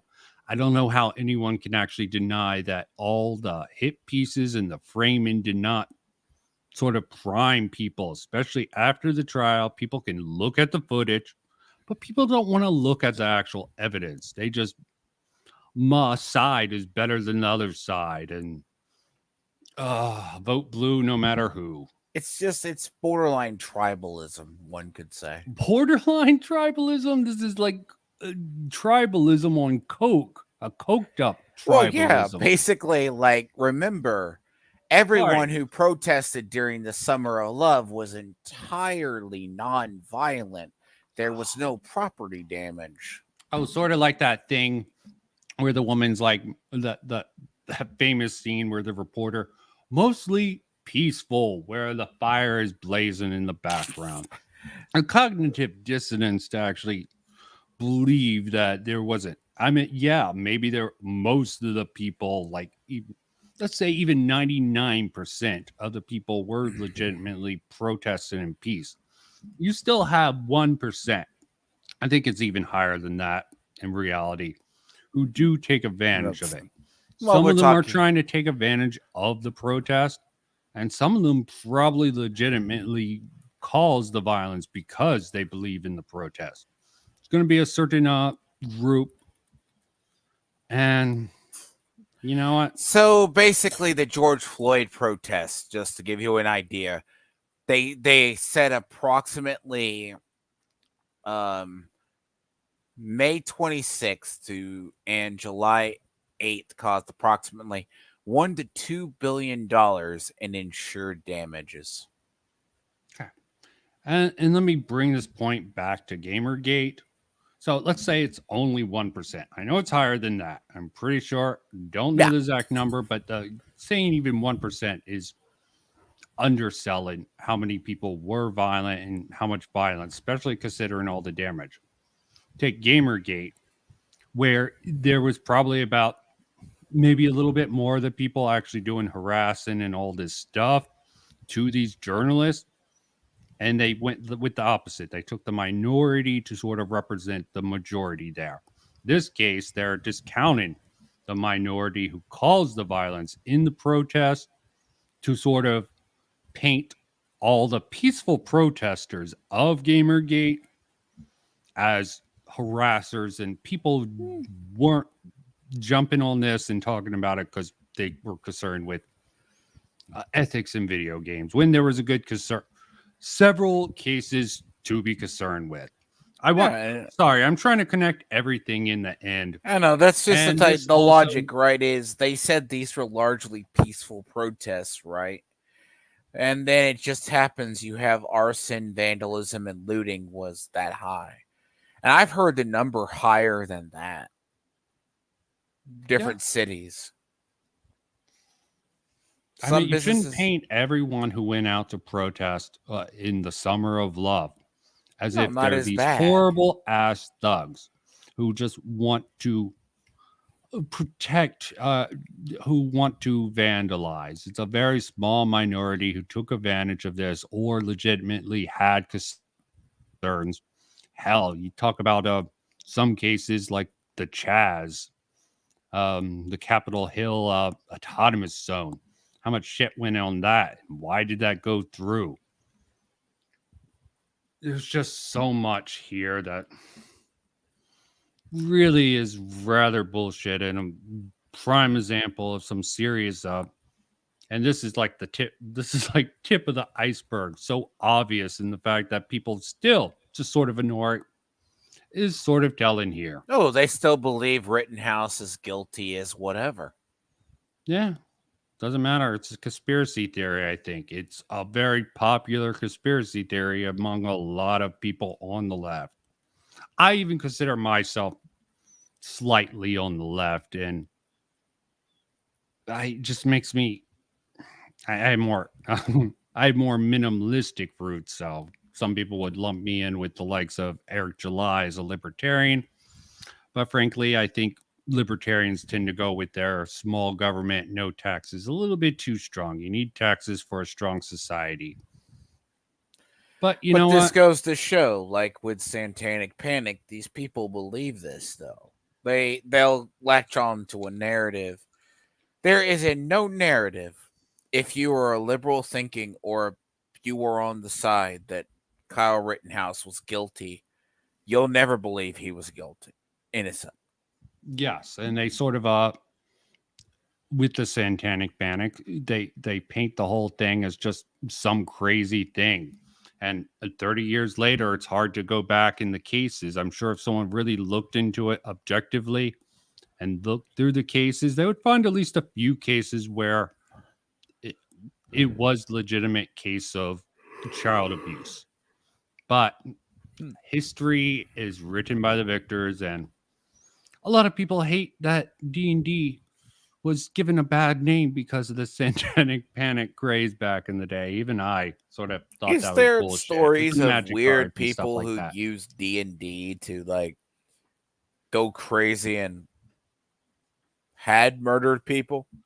Because I'm sure I've heard stories of. Well, there's some weird stuff. Hell, there's one case of the girls believing in Slender Man being real. At least this is what's being reported. Believing him real to murder some child. I think it was the Slender Man murders. Yeah, they blamed it on the Slender Man.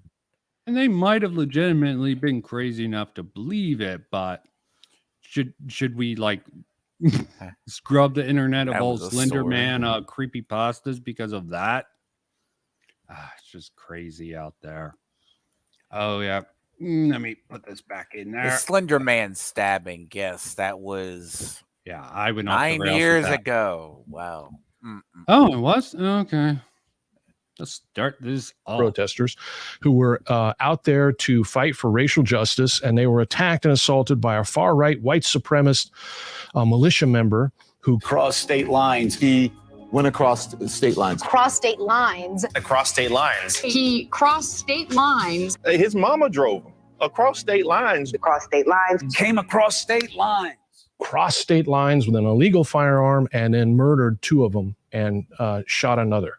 That's the media narrative. Okay, that's what was put forward. The reality is, what's the reality?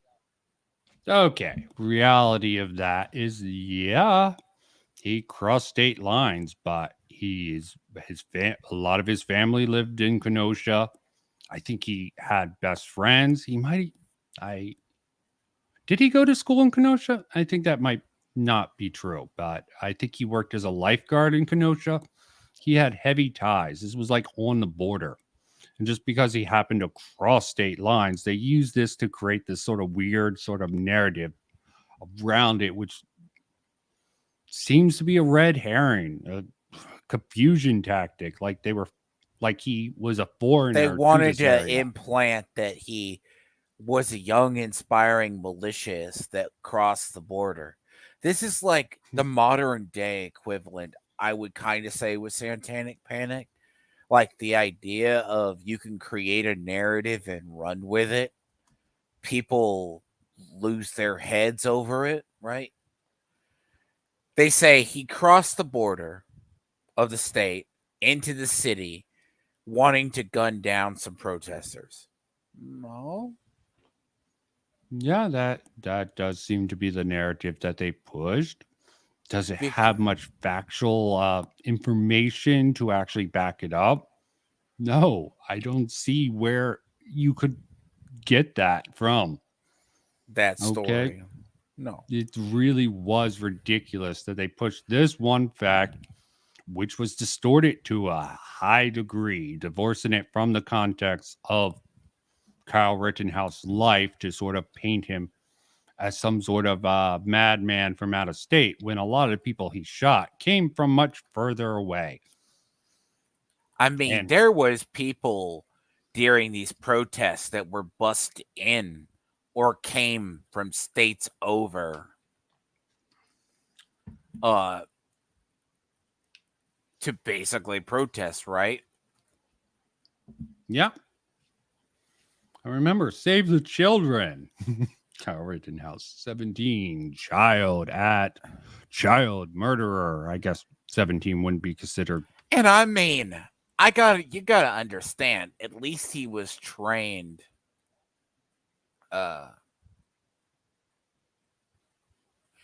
Basically, yes, he was well trained with firearm. This is why he did so well and controlled his fire instead of prayed and sprayed. You will don't give him pray credit and for that. spray in that situation. He did targeted and he fired a couple of times, right? And then tried to flee to a safe position. Yep. Tried to turn himself in after he got there. Why were the police not securing the building? I mean, securing the area where all this fun stuff was happening? It's a very good question. So I think the narrative, right? I can link this story and you can show this is on fact check. He drove himself, not his mother, with his mother. So what did that news story say? His mother drove him there? So think about this. This is the fact check of it, right? It's you could do this. It's you linked me the wrong thing. You linked me the thing, the Native American elder. and I being did that smacked long up. ago, but You're horrible. Okay. I did that. I was bringing up the Nathan Phillips thing. Fact check.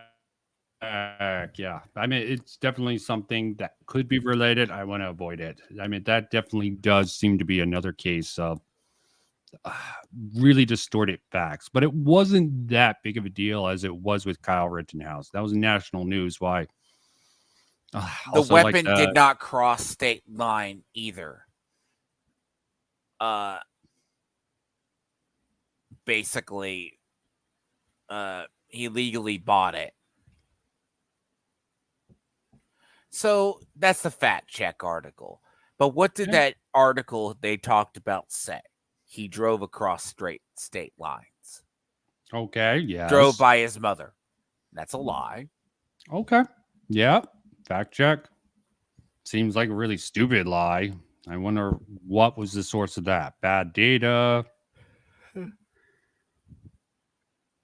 How did they get that something else? narrative? Did they just take a small fact and run with it?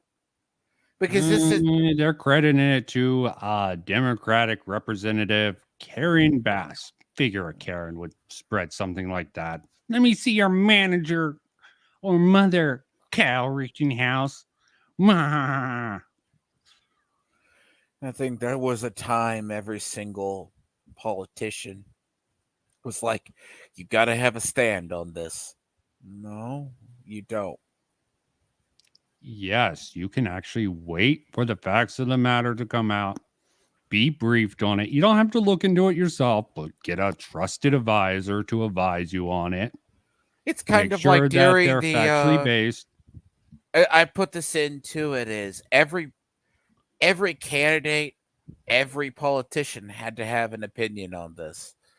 Like, and it was like, oh, but we don't have all the facts.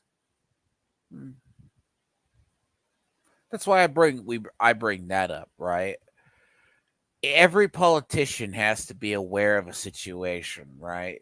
It's kind of like during the prime example, like modern, more recent example, during the Republican debate, which was kind of lackluster in my opinion, they all got asked the question, would you pardon Trump or would you be Trump's VP, et cetera, et cetera. Okay, I really Now, find I this- bring that up is you have to have a stance on the charges without knowing the case. Yep, you just got to answer based on what's presented to you by the media, and they force you into really bad choices sometimes. And in there conservative might be media, and there in the might be a part of conservative that here. media, if you do not answer the right question, like Trump is innocent, or you give a bad answer, you're called indecisive. Maybe, but maybe some of these people should have a spine and think critically. But politicians aren't really known for thinking critically. Critical. They're thinking to reactionary pander animals. to a certain demographic, which They're I reaction- understand. But when they spread these narratives, like apparently in Kyle Rittenhouse, the misinformation about his mother driving him across state lines, that just seems irresponsible. And where did she get that from? Why did she say it publicly? She wasn't even from that area. just seems so stupid. Seems like something she just assumed. Oh, he's 17. His mother probably crossed him. Blah, blah, blah. So much nonsense out there with info. The reality is, Kenosha was anything but a mostly peaceful protest. There were blocks in that city that were burning to the ground, right, the previous night. This case never had anything to do with race. And NPR and MSNBC and a lot of the other media outlets judiciously worked really hard not to ever mention the race of the victim. They would mention Kyle Rittenhouse's race. He was white, but they would never mention the race of the people who were shot. They would just say BLM protesters. Yes, that would be very misleading and a double standard that really runs rampant. Generally, most news, at least progressive, not even, I don't want to say liberal because it's really hard to get a liberal news thing. A lot of them is progressive. The MSM narrative was very much,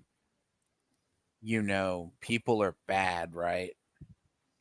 Like Republicans are bad. Okay. Well, the problem is I usually have the opinion most MSM is pretty slanted one way or another, regardless of the source. Because they generally go with the largest audience and the tribal nature of the nation and lack of actually wanting to put any thought into the politics generally. So like Fox News is everyone. always going to side with Democrat bad, Republican good, right? Generically. Every other and the source reverse tends to be true. Right. And the reverse goes for all the other. Like, this is what we bring up Rittenhouse, right? There was a lot of misinformation about this at the time. A lot. It's what people perceive it as. Yeah. It's 1984 shit. Doesn't need to be true. I mean, we were fighting with Eurasia just a year ago, but now that didn't happen, and now we've always been fighting with Oceanic. That sort of bullshit there. You are seeing some sort of misinformation, and I'm not going to say it's just from one side. Didn't we say before? Didn't we say in a previous this one last week, or that we said this generation has the access to the most information ever, yet they're so blind? Because the theory for that could be they're spoon-fed it. There's so much. They can't look at it. They can't verify it. So they find sources to do the thinking for them instead of looking at the raw data. And a lot of these search engines probably help push them in that direction. Google could be slanted. But I don't exactly trust some of these ads for these like conservative freedom first. That just seems like they probably don't have infrastructure to actually support it, but they probably slanted the other way as a bias checker. All this is just speculation on my behalf. I just find it funny that even search engines are being pushed on political lines. And there's actually a good reason for that, given Google's track record. Okay. I mean, and if you wanted to, you could dig down deep into maybe not the first few results and don't need all these weird conservative search engines, but that's just me. Right. So when polling was done after the trial, a lot of people thought that they were black. They thought the victims were black. In fact, this is a case, like I said, of 4 white guys involved in a self-defense issue. No, Kyle didn't fire the first round, or as Joe Scarborough said. Here we have a 17-year-old kid, underage, said he bought an AR-15 because he thought it was cool. He drove across state, had his mother drive him across state lines. He appointed himself a militia member. He goes around and he ends up unloading, 60 rounds, kills 2 people. See, like all of this goes against the facts of the matter.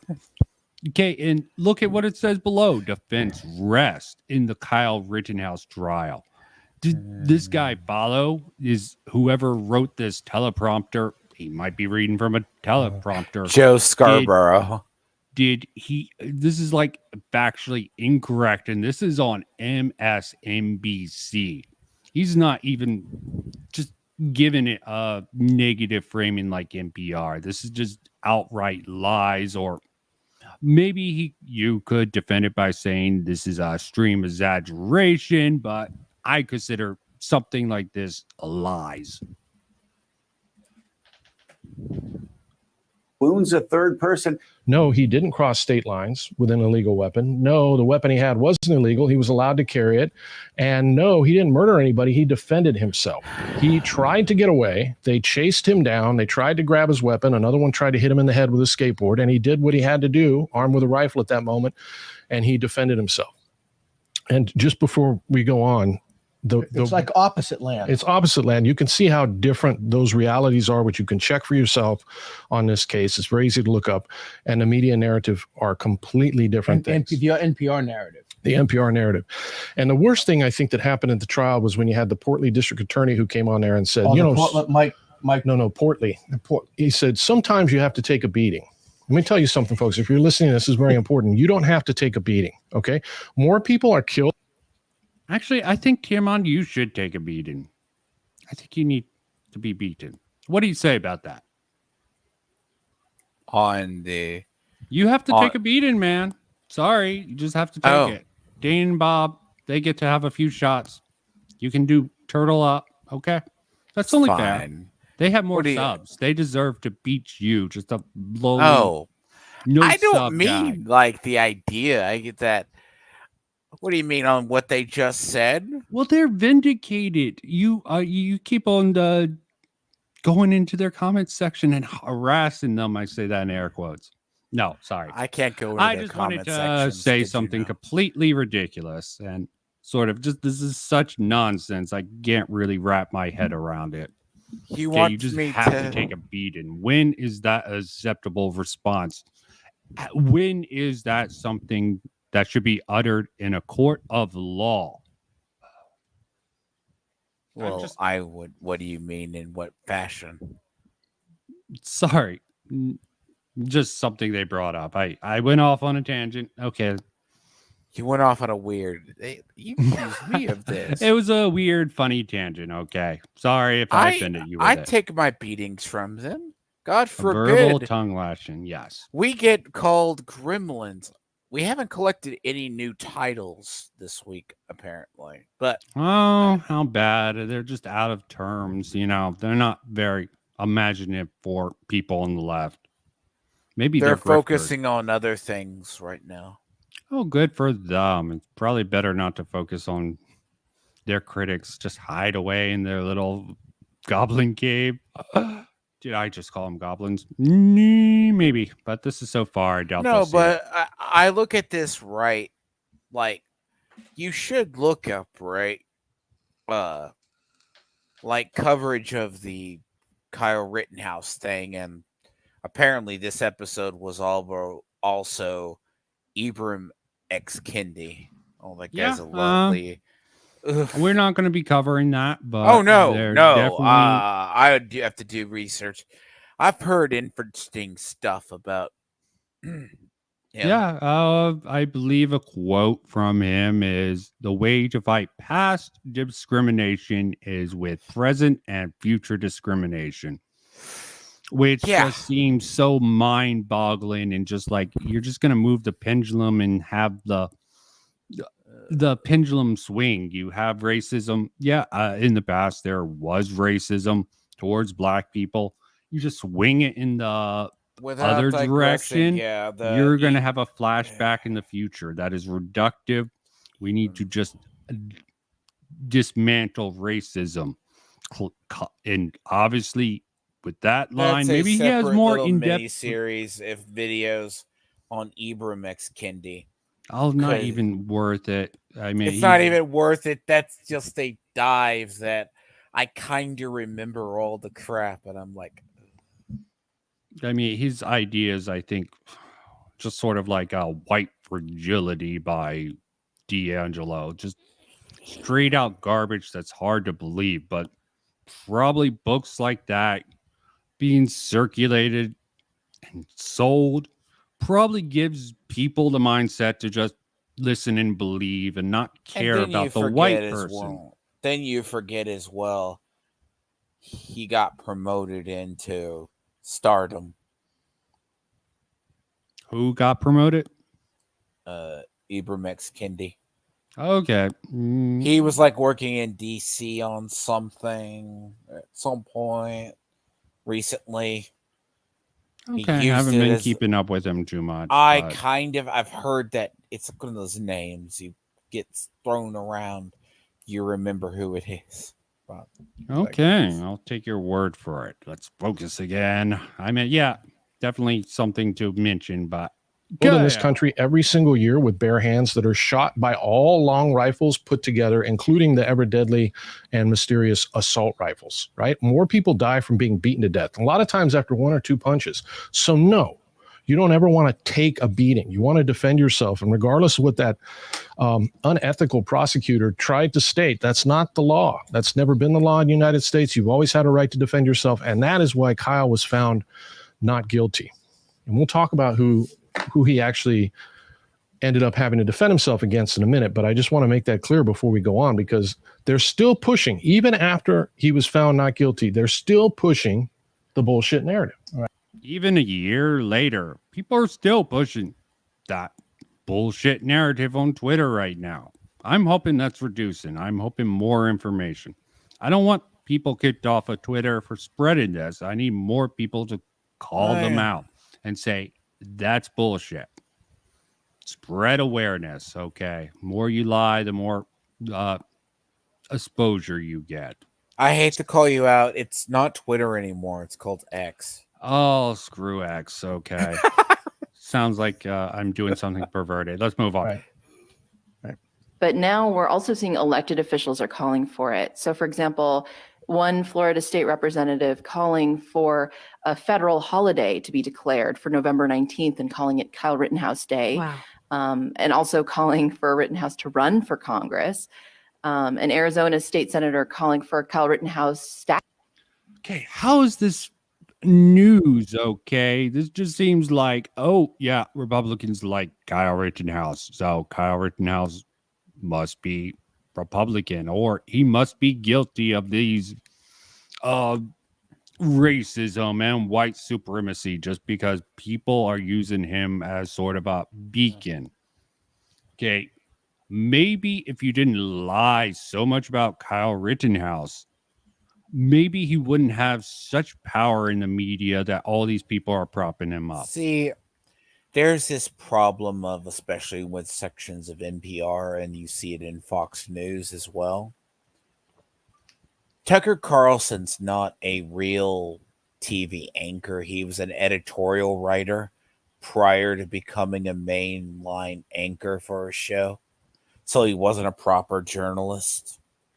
So what often I find about NPR or other organizations, and you can back me up, argue with me on this, Vincent, is they were editorial writers or opinion piece writers, right?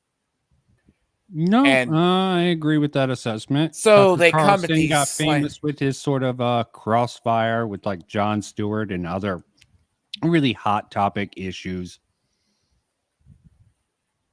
But yeah, and also Rachel Madison, something. Rachel Maddow. Rachel Maddow. Why should I remember her name? She's sort of irrelevant now. She was hyping up the you had Joe Russiagate Scarborough scandal. on, like, I mean, I think the only one that's like fire. At least you didn't call her Rachel Mad Cow. Well, I don't think people like that are worth really acknowledging. She really just pushing conspiracy theory that was unprovable. And even though I think Trump is a complete blowhard and capable of some really crazy, outlandish things, even that was beyond belief on almost zero evidence, and they should really check their sources. I mean, you got to understand, they all had a narrative in their head. Basically, it's kind of like people look at Jeff Bezos and Elon Musk as James Bond villains or Zuckerberg as it. It's like I remember hearing when Zuckerberg and them went before Congress, right, to talk about whatever crap they have to or what they've been accused of lately. And it's like, oh, he's an evil James Bond villain that knows every step of his company. No. That's like Jeff Bezos thinking he knows everything and he's a billionaire. Am I right? Yeah. I mean, I think he mismanaged a lot of things. He's in charge of a lot of people and probably put a lot of stupid people in charge for stupid reasons. Okay, not everything. But you know what I'm talking about. There's this narrative of like the rich person at the top knows everything. It's like, not really. Yeah. Because if we ever get into the thing about gaming, there's a difference between what the boardroom thinks and what the game development thinks. Yeah, I would agree with that. The board will make certain dictations to gamers that they think they should push. But the gaming development team developing the game is different than the people in the boardroom. Yeah, absolutely. You have different levels on the back of the turtle, which I'll have to make that video at some point because I think that's a good metaphor. Statues to be built. But there are some other themes that have been, perhaps more immediately disturbing to those that have been monitoring the far right, namely messaging around a belief. Monitoring the far right. Again, what does Kyle Rittenhouse have to do with the far right? If you watched his interviews, which he gave after he was found not guilty, he's not that political. I don't even think he's a conservative. Yeah. In fact, I think he said that, he was Obama supporter. Had nothing to do with politics. He went down there because he's a young man. He's 17, he's a little immature. He saw a city burning down. He had an opportunity to make some money trying to. I have to just bring up this is speculation on their behalf. I mean, There's numerous. There is is Kyle stories. Rittenhouse. He said he followed the trial, so he's just taking Kyle Rittenhouse at his word. And I think this is fairly accurate, but I think there's more to this that he's not letting on. I've heard it both sides. I've heard he just, as a concerned citizen, drove down to Keosha. Or I heard he wanted to go defend his uncle's business or something like that. I think someone said that someone was requesting for people to protect the sort of lot he was around. He went down there to go protect a property of one of his family members or something. Or family member friends. Then he just happened to be near that parking lot. Yeah, and sort of how he sort of tried to stop the trash fires, how he met the first person. He gave CPR to someone who passed out before this, too. Yes, he was trying to go around. Probably very stupid to him. He broke the most basic D&D rule. Don't split the party. Definitely should have played more because D&D. I heard the story, and he's like this evil monster. Someone collapsed or someone got injured and he was helping them. Okay, prior to the shooting. But this is just an example of, they see what they want to see because you don't know. You only know the trial reason he went down there. That's the official record to them. And this is not bashing them. This is just, if you listen to the news sources, we heard various reasons why he went down there. Just to shoot some black darkies. Or he went down there to protect someone's property. Yes, I believe that's the official story, which I believable. I mean, I'm not saying I'm a coward on this, but I value my life. Vincent, I don't know about you. Would you go across to a city that's partly burning, put yourself into a situation to catch charges or be potentially killed? Well, as he's framing it, he's not very politically aware.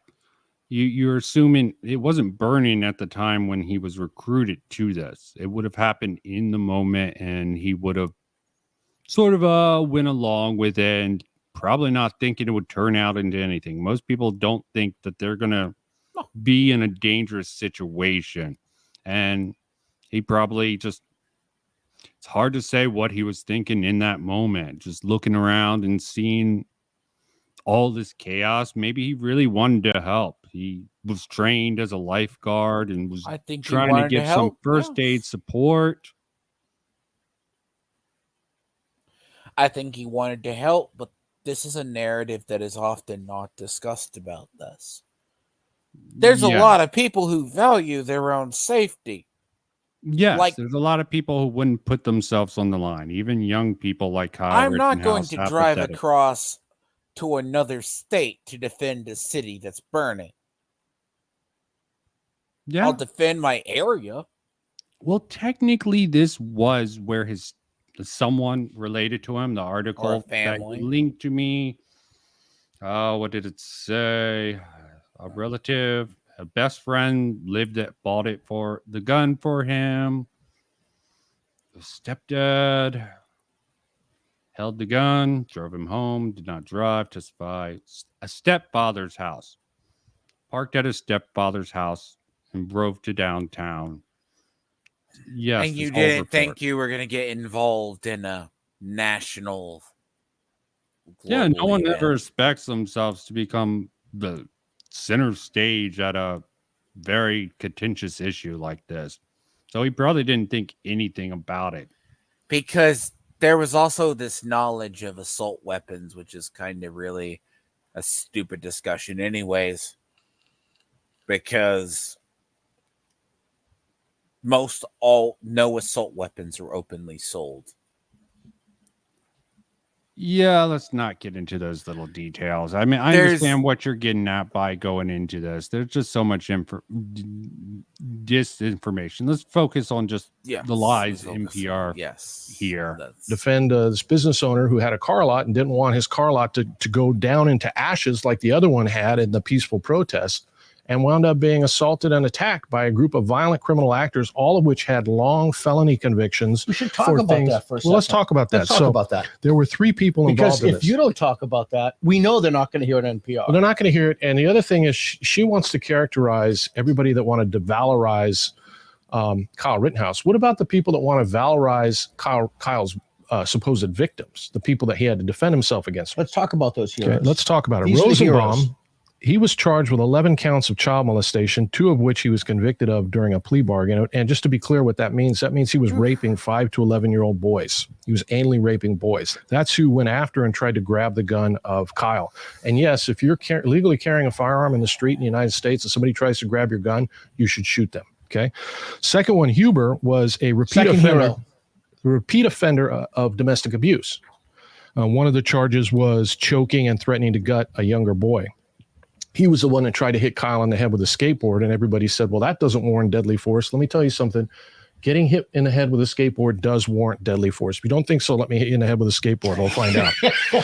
And the third one was Rosencrantz. He was the one who on the stand admitted that before he was shot, he pointed his pistol at Kyle's head. He said that during the trial. And yes, if somebody points a pistol at your head, that is above all else the time that you should pull the trigger.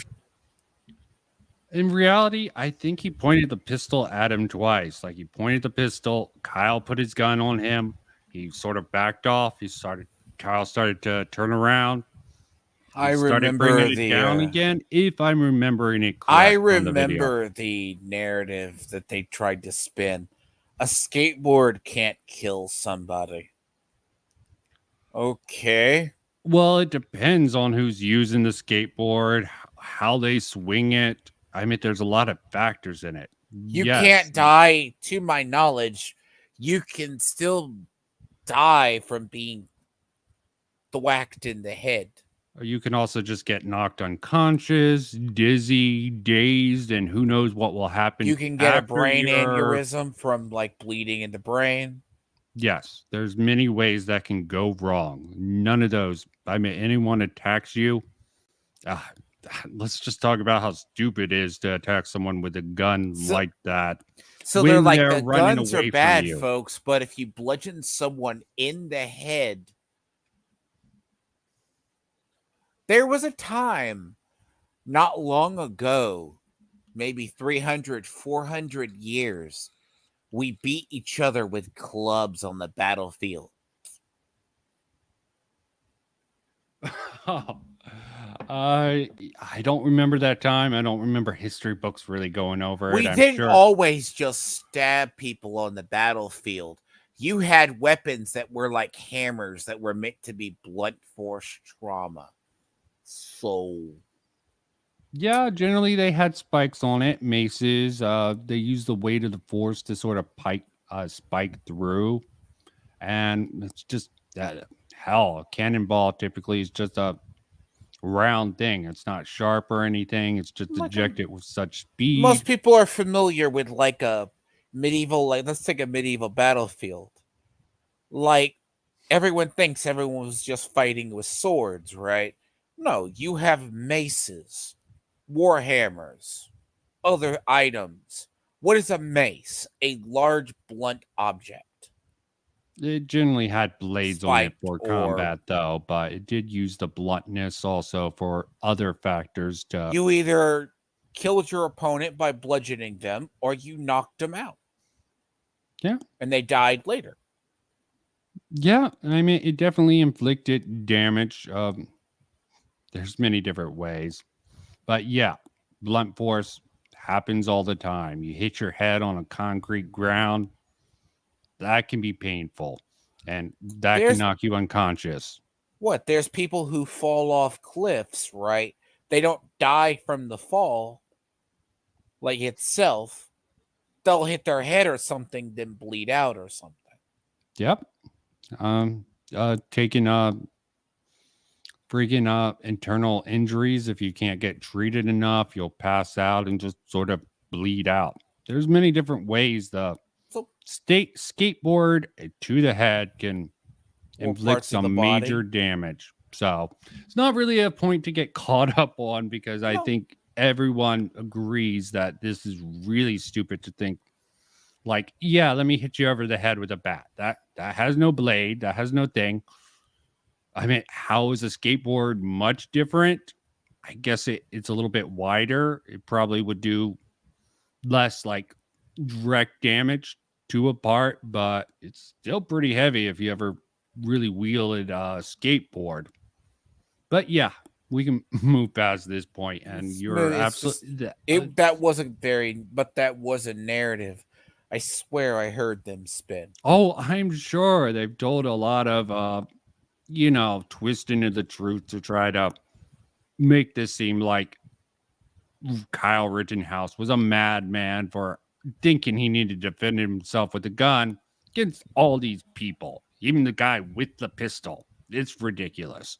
If you also have a gun, and he was convicted previously of being intoxicated and carrying a firearm at the same time, and he was illegally carrying his pistol, unlike Kyle, who was legally carrying his rifle.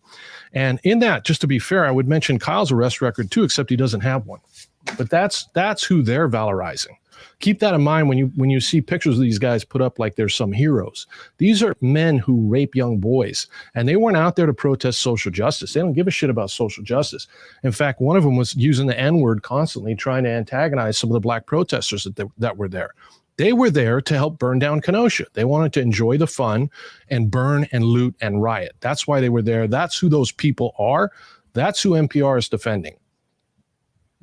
A belief in some extreme corners that vigilantism is in fact okay and perhaps even a duty. And we're also seeing a surge in anti-Semitic messaging. Yeah, who? I agree. Just From with this who? expression, Who, like, though? what the hell? Okay, what does that have to do with Kyle Rittenhouse? It has nothing to do He with Kyle wasn't trying to be Rittenhouse. vigilante. He was literally running and being chased. How's being attacked anything with vigilante? He was protecting himself with the gun, rendering aid, and trying to stop damage from this place. Again, dude should have played some D&D to know you shouldn't split the party, but Who knows? I don't remember why he split from the party. Maybe just overwhelmed and was trying to help or running over. There's so many different ways. Maybe he does explain why he split the party. Every person knows, like even in a state like where I live in Texas, right? Ooh, did you just dox yourself? Be careful about that. Joking. Yes, Texas is a big state. We have the castle doctrine, right? If you're attacked. But if you use excessive force, that's not self-defense. Yes. The minimum amount to protect yourself. And definitely Kyle Rittenhouse would have followed I knew of that. a person who had a family member who, like, if you use excessive force and that goes beyond defending yourself, like, he is serving, like, time and still in prison in Texas because he was in a club, thought he was defending himself. He used shots he would have been fine if he just defended himself and stopped the altercation right there. No, he went to finish the guy off. That's excessive force. Self-defense doesn't apply. Yeah, absolutely. And to sort of bring it back around to the Satanic Panic, I mean, yeah, this seems like the complete inverse, but it seems the inverse, but it's basically they did the same thing with Rittenhouse. Yeah. And they're trying to say that this Rittenhouse, have you seen a rise since this trial, this acquittal? Have you seen many cases of this being replicated? All their moral panic about this is going to rise, far right violence has come to nothing. It was just a moral panic to sort of frame this. I will say this, like January 6th, the weirdest part about it is, yeah, there were people supposedly who broke in, maybe attacked people, right? Maybe. But most of it was people walking through the halls of Congress. Yeah, it was old ladies and people just walking through congressional offices. Yeah, and I can understand the police apprehension, why they just let them walk in. They had they weren't even in an area like the sort of AOC sort of story about her fear just seemed completely hype up to sort of a imaginary panic. They weren't anywhere near her, but yeah, she just believed they were all crazy just from the start. Did she really believe that, or did she post or the hoc people sort who of said they rationale were that? there and they weren't there? Yeah, like the thing to it is, you got to bear in mind that's the sole funny thing about like certain disinformation like this. It was a lot of people just casually strolling through stuff. Now, did they break laws by going into congressional office? Yes. Probably, yes. Okay. The guy who tried to steal Pelosi's podium and sell it. Yeah, a lot of crazy stuff. But most of the people just walked in, and the police were like, we can't hold back like 1 million people. Yeah. Too much. Just let it play they out. should Let have them had disperse. adequate security for that. They just didn't think it would happen, or maybe they wanted it to happen. I'm not going to speculate on it, but it was. No, but that's why I say a lot of it is they were malicious. They broke in. No, the thing is, the videos came out. They were let in.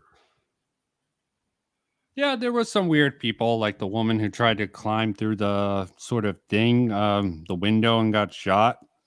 There was also the one person who got hit and died later, the We're police not talking officer. about the Air Force veteran that got shot by the DC police, right? Yeah, but it's got to be weird seeing someone there. I mean, there was just a lot of tall tales, and yes, there probably was some chaos here and there, which is excusable for why that one person got shot and one police officer. I don't know the details of that. The police officer who supposedly died instantly, or later Yeah, on. that's a lie. I think That it was he got basically. Oh, talking about the skateboard to the head. I think it was a fire Oh, he extinguisher got or a fire something. hydrant to the head, and he died like 3 days later. No, he Okay, died yeah. of a heart attack or a stroke, and the family said, like 6 months later, don't. They tried to say, please don't use this. Yeah. Okay. Yeah. They were talking about a head injury to the head can't kill someone. The one cop who died. Yeah, it took him a while to The die. cop that died got hit in the head supposedly with a fire hydrant. He was checked out by paramedics, deemed fine, died of like a heart attack or a stroke 2 or 3 days later. Yeah, but if they believe he died from a hit to the head, how can they say this in post rationale? That is sort of funny to bring up. That was the narrative, and then with this narrative, oh, a skateboard to the head, but fire hydrant, completely different. That's a blunt object. Yes, I'm pointing that out. Yeah. What does any of that have to do with anti-Semitic messaging? Where did that come from? The only thing they haven't actually mentioned yet is Nazis, but I'm sure they'll put one in here in a second. Can you get into that a bit more? I mean, why? Yeah, a buzzword approved checklist. Very disingenuous of NPR, and at least this telling of it. Would this case and the verdict be giving rise to anti-Semitism? Yeah, it might seem surprising and a stretch, right? Yep. This wasn't really a case where religion was involved. Right. Interesting. Religion as anti-Semitic. Interesting. This really ties back to a grievance that many on the right have had around media coverage of Kyle Rittenhouse. Imagine that. Imagine having a grievance about media coverage when you can see the difference between the way NPR covered the story. Peaceful protesters out for social justice who are probably black, shot by a white militia member, far right, who crossed the state lines with an illegal gun to hunt them down, compared to the actual reality of what happened. Violent criminals and child molesters who were out on the street trying to burn down. See, I understand the reasoning that they brought this up, but I sort of don't like them bringing up the criminal records of them here. This is the the thing, rationale though. for it to This is the correct thing, misinformation is fine. And Public it's fine information is a thing. But, like, they're just trying to be the all things considered. I've never seen this before. I assume it's actually a series Peter Boghossian did. There's a lot more good stuff in here. Like they have I'm a not former... saying All Things Considered is not a slanted program as a casual enjoyer, at least in the past of NPR, right? I mean, it's National Public Radio, correct? Yeah, they're funded by the government, from what I hear. They have this And whole it's like section PBS. of- It's like PBS. It's radio. Sometimes people get news from it. Yeah, when they're on their drive, And yeah, they have a whole They do testimony have of a people who slant. stopped listening to it. A couple of people. Then they have a former contributor to NPR who couldn't be in there. Yeah. There was a long-standing person on Fox who got off of it. She was a contributor to Fox, or still is probably. She was a long time on NPR as well, right? But it's like no one knows, because if you take a lot of what they say without fact checking any sources, Yeah. You assume if it's government funded, what they're saying is factually based. I don't take anything at Well, that. should I say most normies would see NPR as a neutral, unbiased place. This is why Peter Boghossian, just to let you know, he's not a right winger.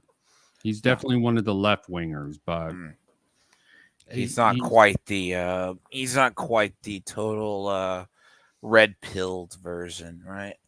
Yeah, sorry, it's been a while since I watched this, and I don't know who his partner is. I'm horrible with this. Okay, let me quickly look this up. You'll have to just trust me on this. Let's see his partner in crime. I don't want to switch the viewpoint. It'll take a little bit too much time, but Ooh, whoa. I'm getting a completely weird view of that. Okay, Mac Thornton. Oh, it's not giving me a good thing. That's too common of a name. Okay, What's the but name? yeah, well, I'll listen to this for a bit. Let's Google Peter Boghossian to see his sort of background. But I will play this while I look that up. Yeah. And you know what? It should be all fine. I want to get done in building the who, next who hour or attacked a so. young man who We'll was have legally carrying his weapon and got shot and got what they deserved, to be honest with you, in that What's the particular guy's situation. name? Put it in the private. So chat. yeah, when you have such a massive discrepancy between the actual reality of the facts on the ground and what the media wants to present, because what they really wanted this to be about was race. Yeah, they would have loved it if exactly. those victims Exactly. were black. They would have loved it. They would have ate it up. But because they weren't, they had to imply they were and lie about it the entire time. So yeah, a whole bunch of people, many of whom aren't conservative or on the right, but just would like to have honest media, have a bone to pick with the way our mainstream media covered this particular story. Absolutely. Right. He was demonized, mischaracterized, maligned in news coverage, in That'd be the lead accurate. up to and during the trial. Interesting. Interesting. Really think about that for a second. Anybody who doesn't promote their narrative is far right. Absolutely. Yeah, you're a Nazi. Yeah. So if you don't basically or anti-Semitic or Which is anti-Semitic, one I'm and gonna the throw same, that is in we- there. Okay, this seems rather bad faith. It's but Matt. I think they're It's joking a little bit here. It's Matt Thornton. Yes. It's Matt Thornton and Peter Boghossian. Boghossian. Yeah, Yes. there's a lot of Matt Thornton here. I just didn't want to deal with finding the right Matt Thornton. But yeah, Peter Boghossian, New Atheist Plus, blah, blah, blah. I'm pretty sure he's on the left overall, but so is James Lindsay. And you see how outrageous he gets over time. But yeah, nothing really about this. Supposedly he said in the Stitching Atom thing that his Wikipedia was taken over. But I'm pretty sure these guys are in the left, but so am I technically. But They I'm edit. This is the guy. It's luckily it's in the credits of the video. This Yep. is the guy right there. Yep, credited in the video. Of course, but there's Matt Thornton's one of those words. Peter Boghossian's quite a unique name, plus more street cred to him. No, there's no anti-Semitism on the left. Right. Right.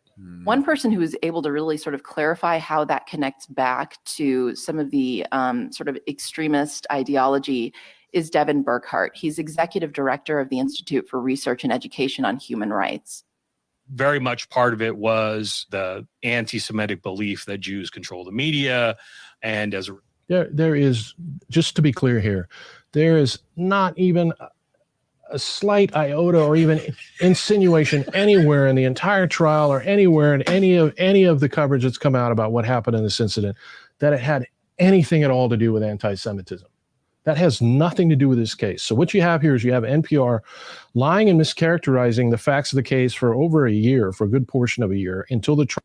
Well, to be fair, they don't directly tie back what he's saying to Kyle Rittenhouse. They're sort of creating a sort of a conspiracy board based on Kyle Rittenhouse post hoc relationship with a conservative media to tie back to this.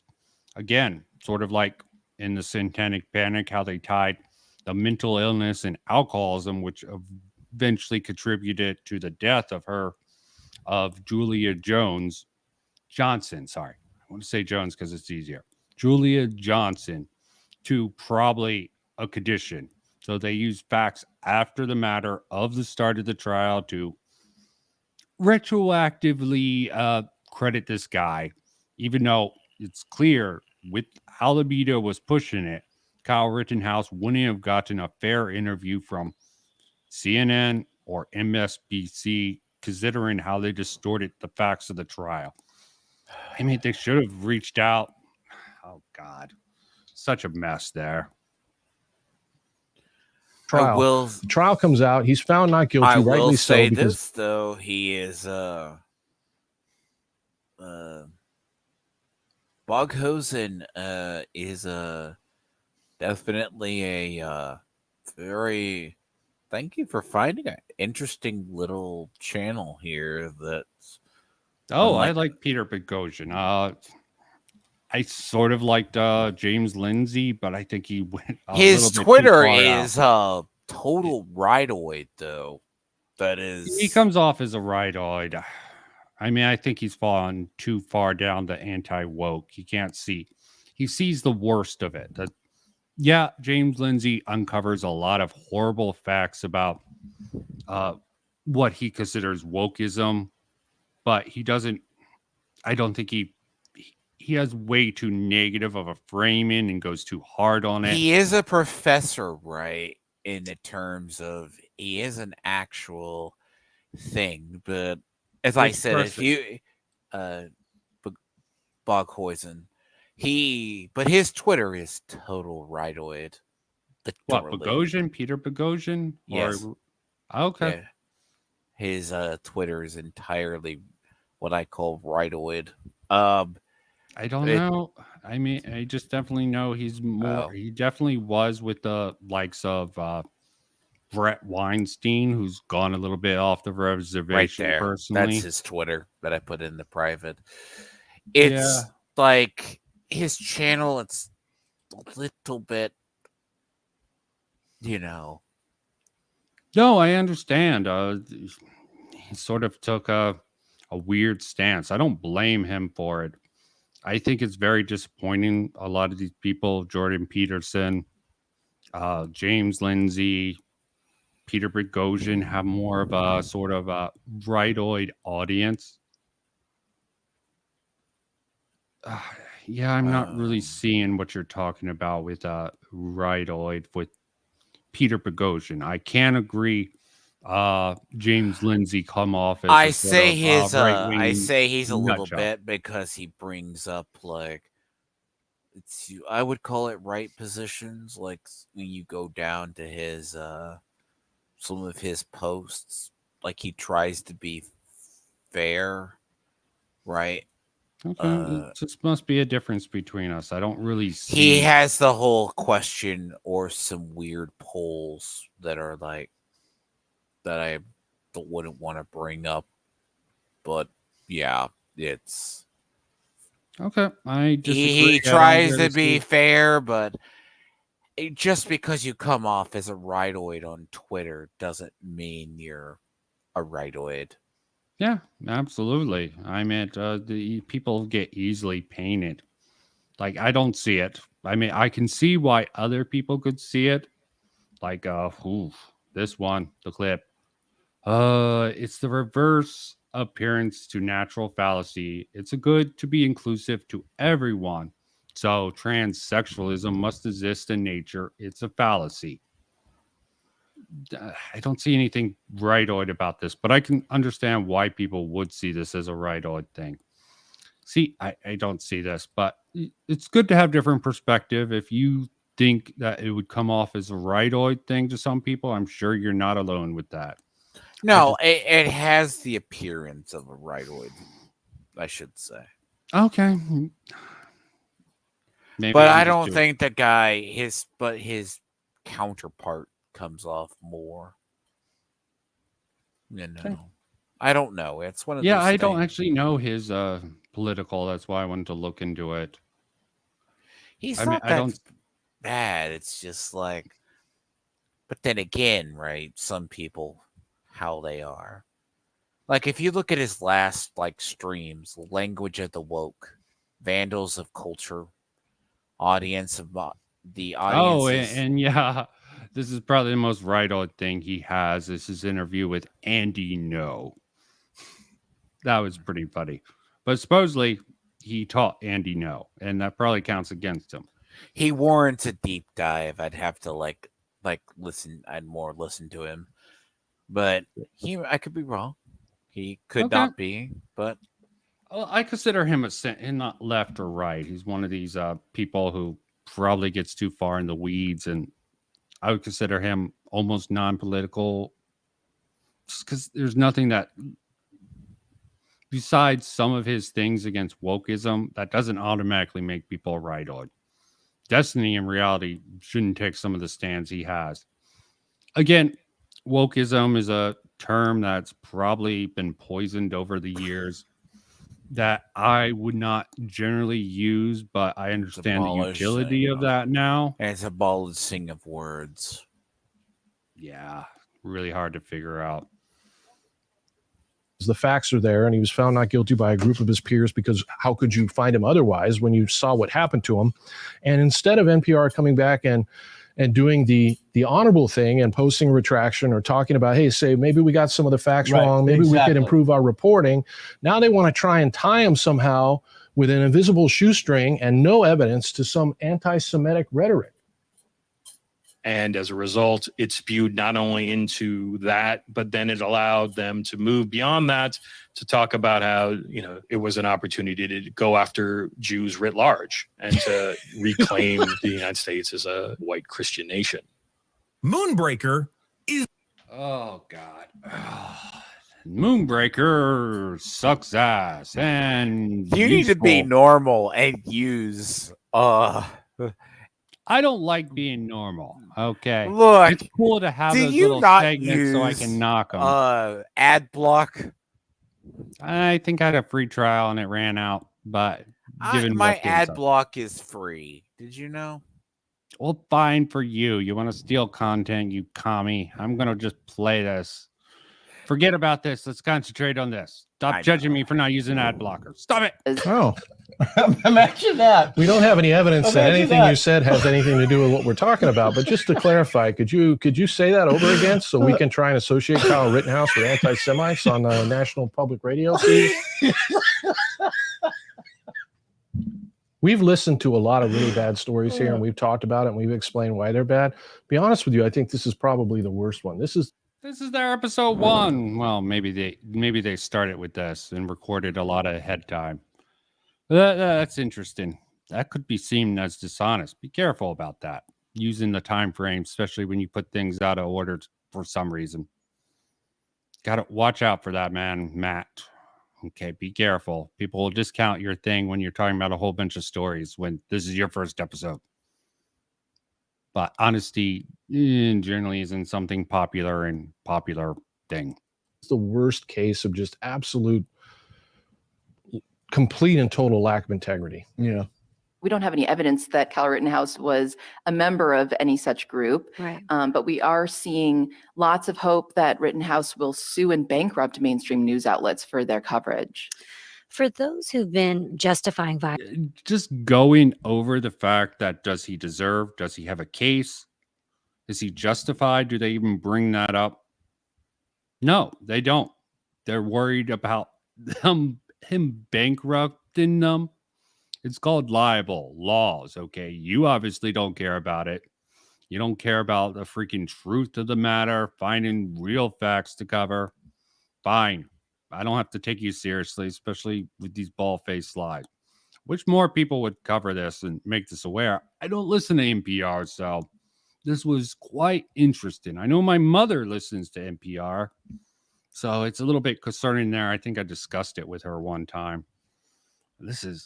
Did you say you were a listener of NPR at some point, Tiamat? Used to, yes. Like more.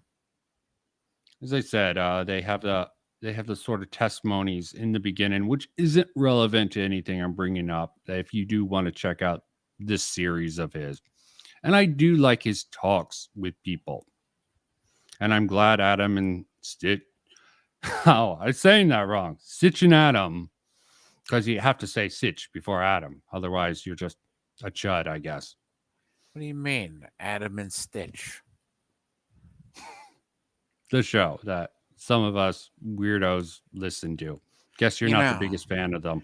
I don't mind them, but it's not my cup of tea all the time. Yeah, I'm not going to blame you. I haven't been watching them as much, but I've been just keeping too busy, and they haven't had anything really great. I mean, they're doing their PR junction, and it makes a lot of sense, the moves they're making.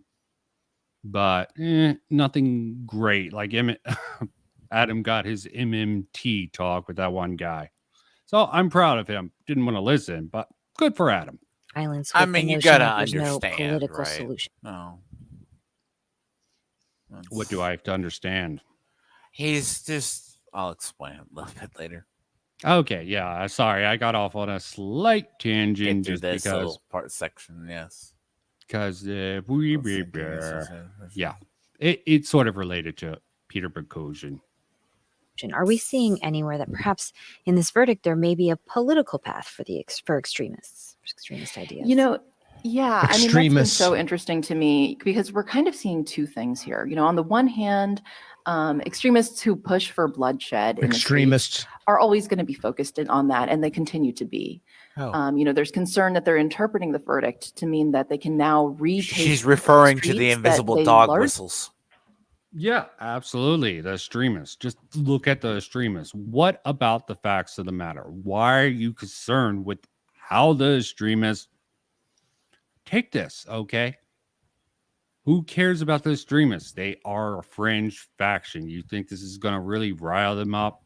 And I the think facts left of the matter, people- we're I at think the left 2-year people do anniversary, it too. and what has happened because of this, besides a lot of lies being respread even after 2 years of this bullshit, nothing that I've seen. Maybe it's been covered up by the far right conspiracy media. Okay.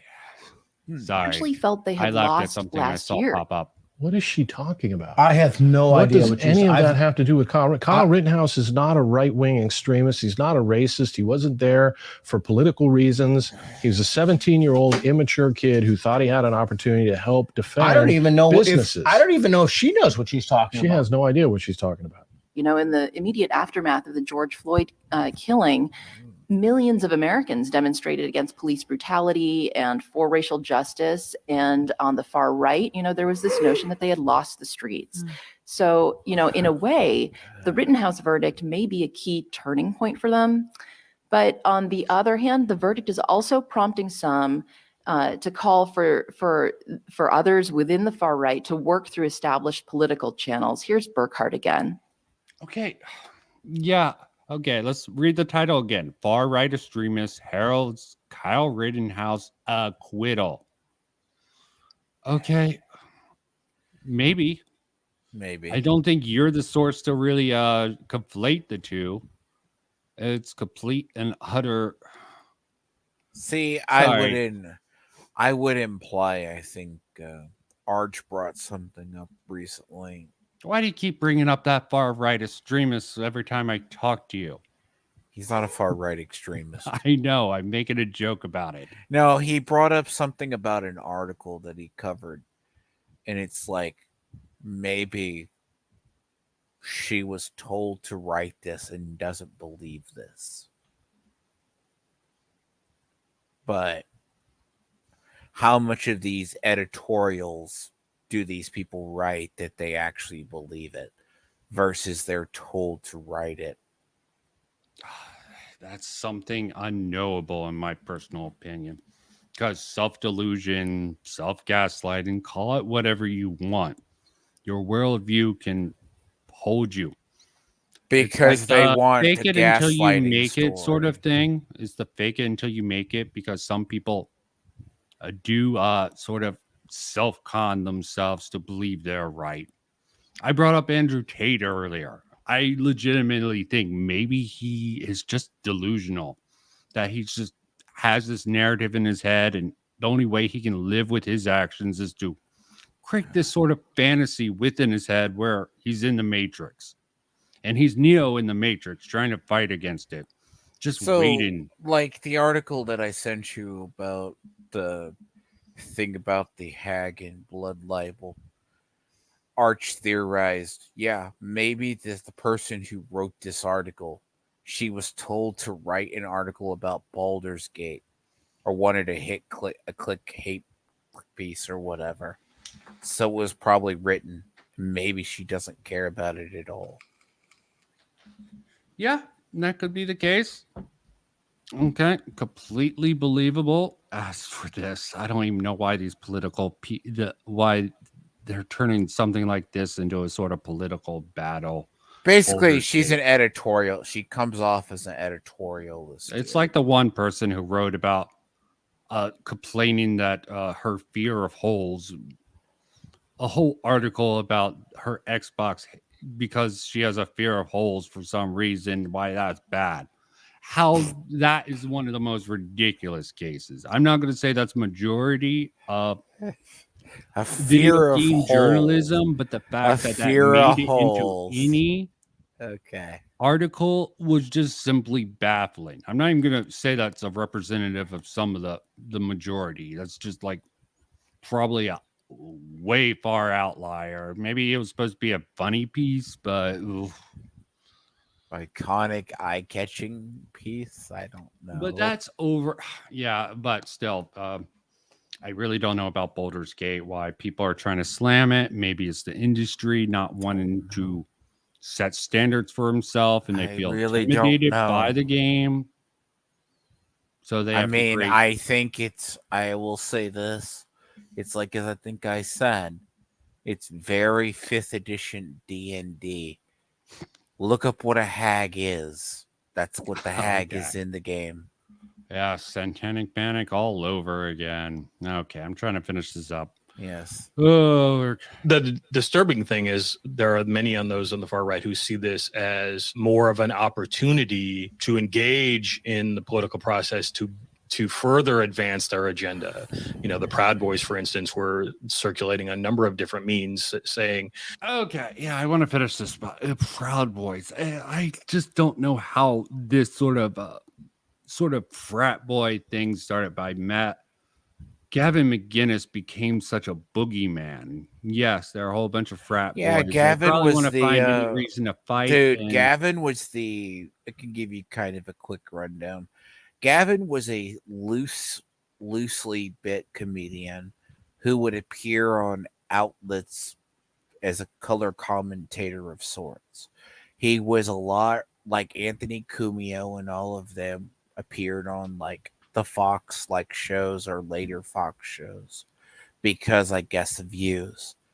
Then eventually he started taking this weird slant turn prior to Trump and all of this stuff. And then he would combat the other guests, so to speak. Then eventually he got not banned from Fox, but his contributor contract pulled. So like only he would appear on very, very, very late, like Greg Gutfeld time slot on Red Eye. But you get the idea. He started down this path, and eventually people wanted to not work with him. Then he became this big boogeyman on culture war stuff.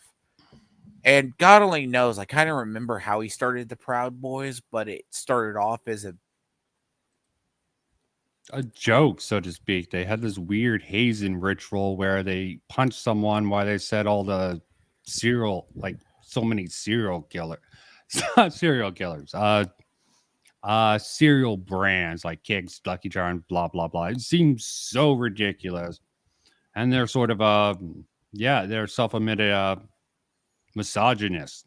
Okay, it definitely seemed very frat bro-ish. And these people still occupy the headspace of a lot of leftists, like a buzzword, because it's the or like closest Gamergate is the big boogeyman still every time in media.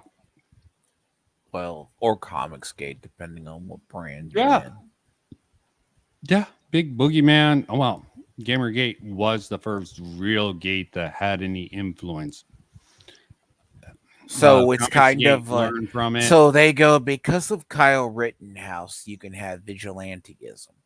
Every movement has a subtle hint of violence, but it's not in the main branch.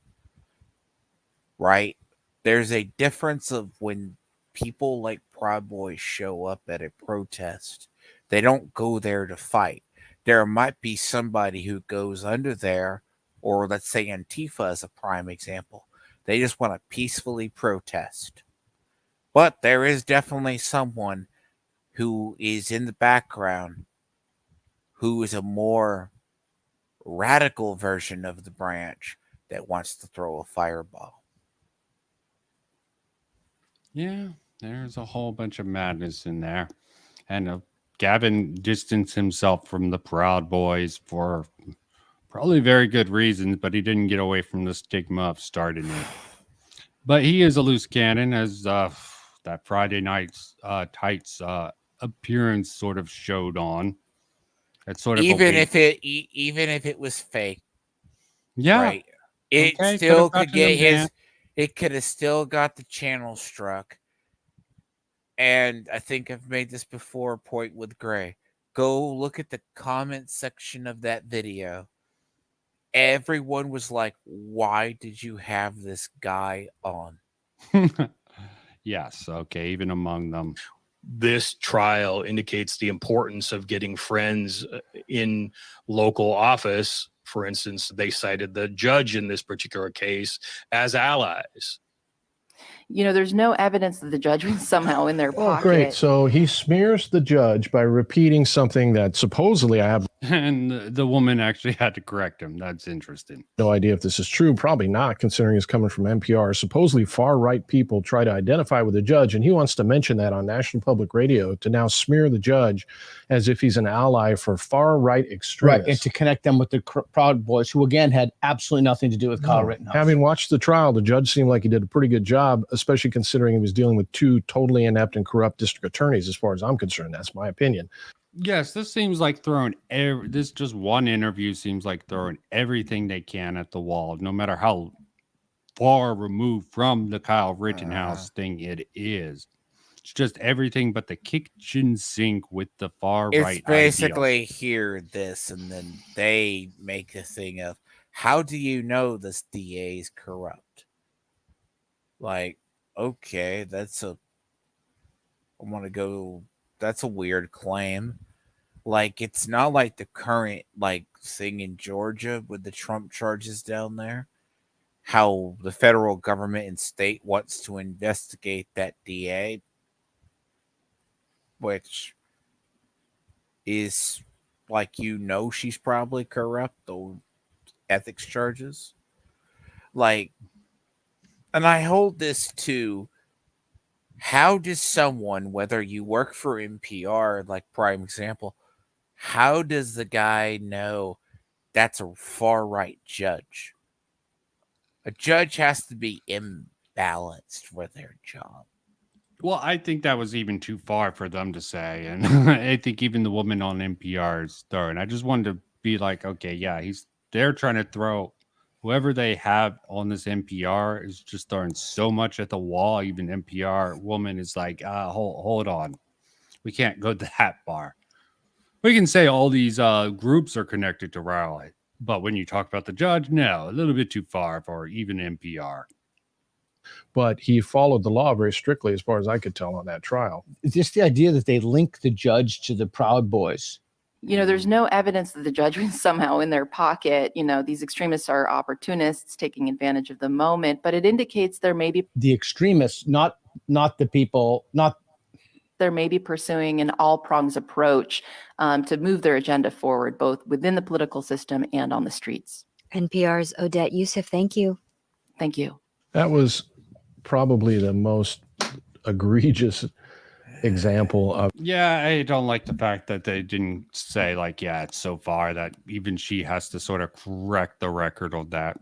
Minor little criticism for this sort of section. I remember though when I think my mother loves NPR as well. She still listens to them, and I'm like, I just kind of shake my head the stuff they say.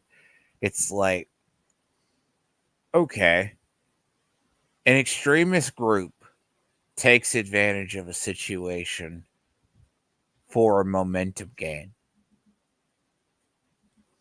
Ponder that a second, Vincent. That can go both ways, right? Yeah. You don't have to have a certain ideology to make a splash.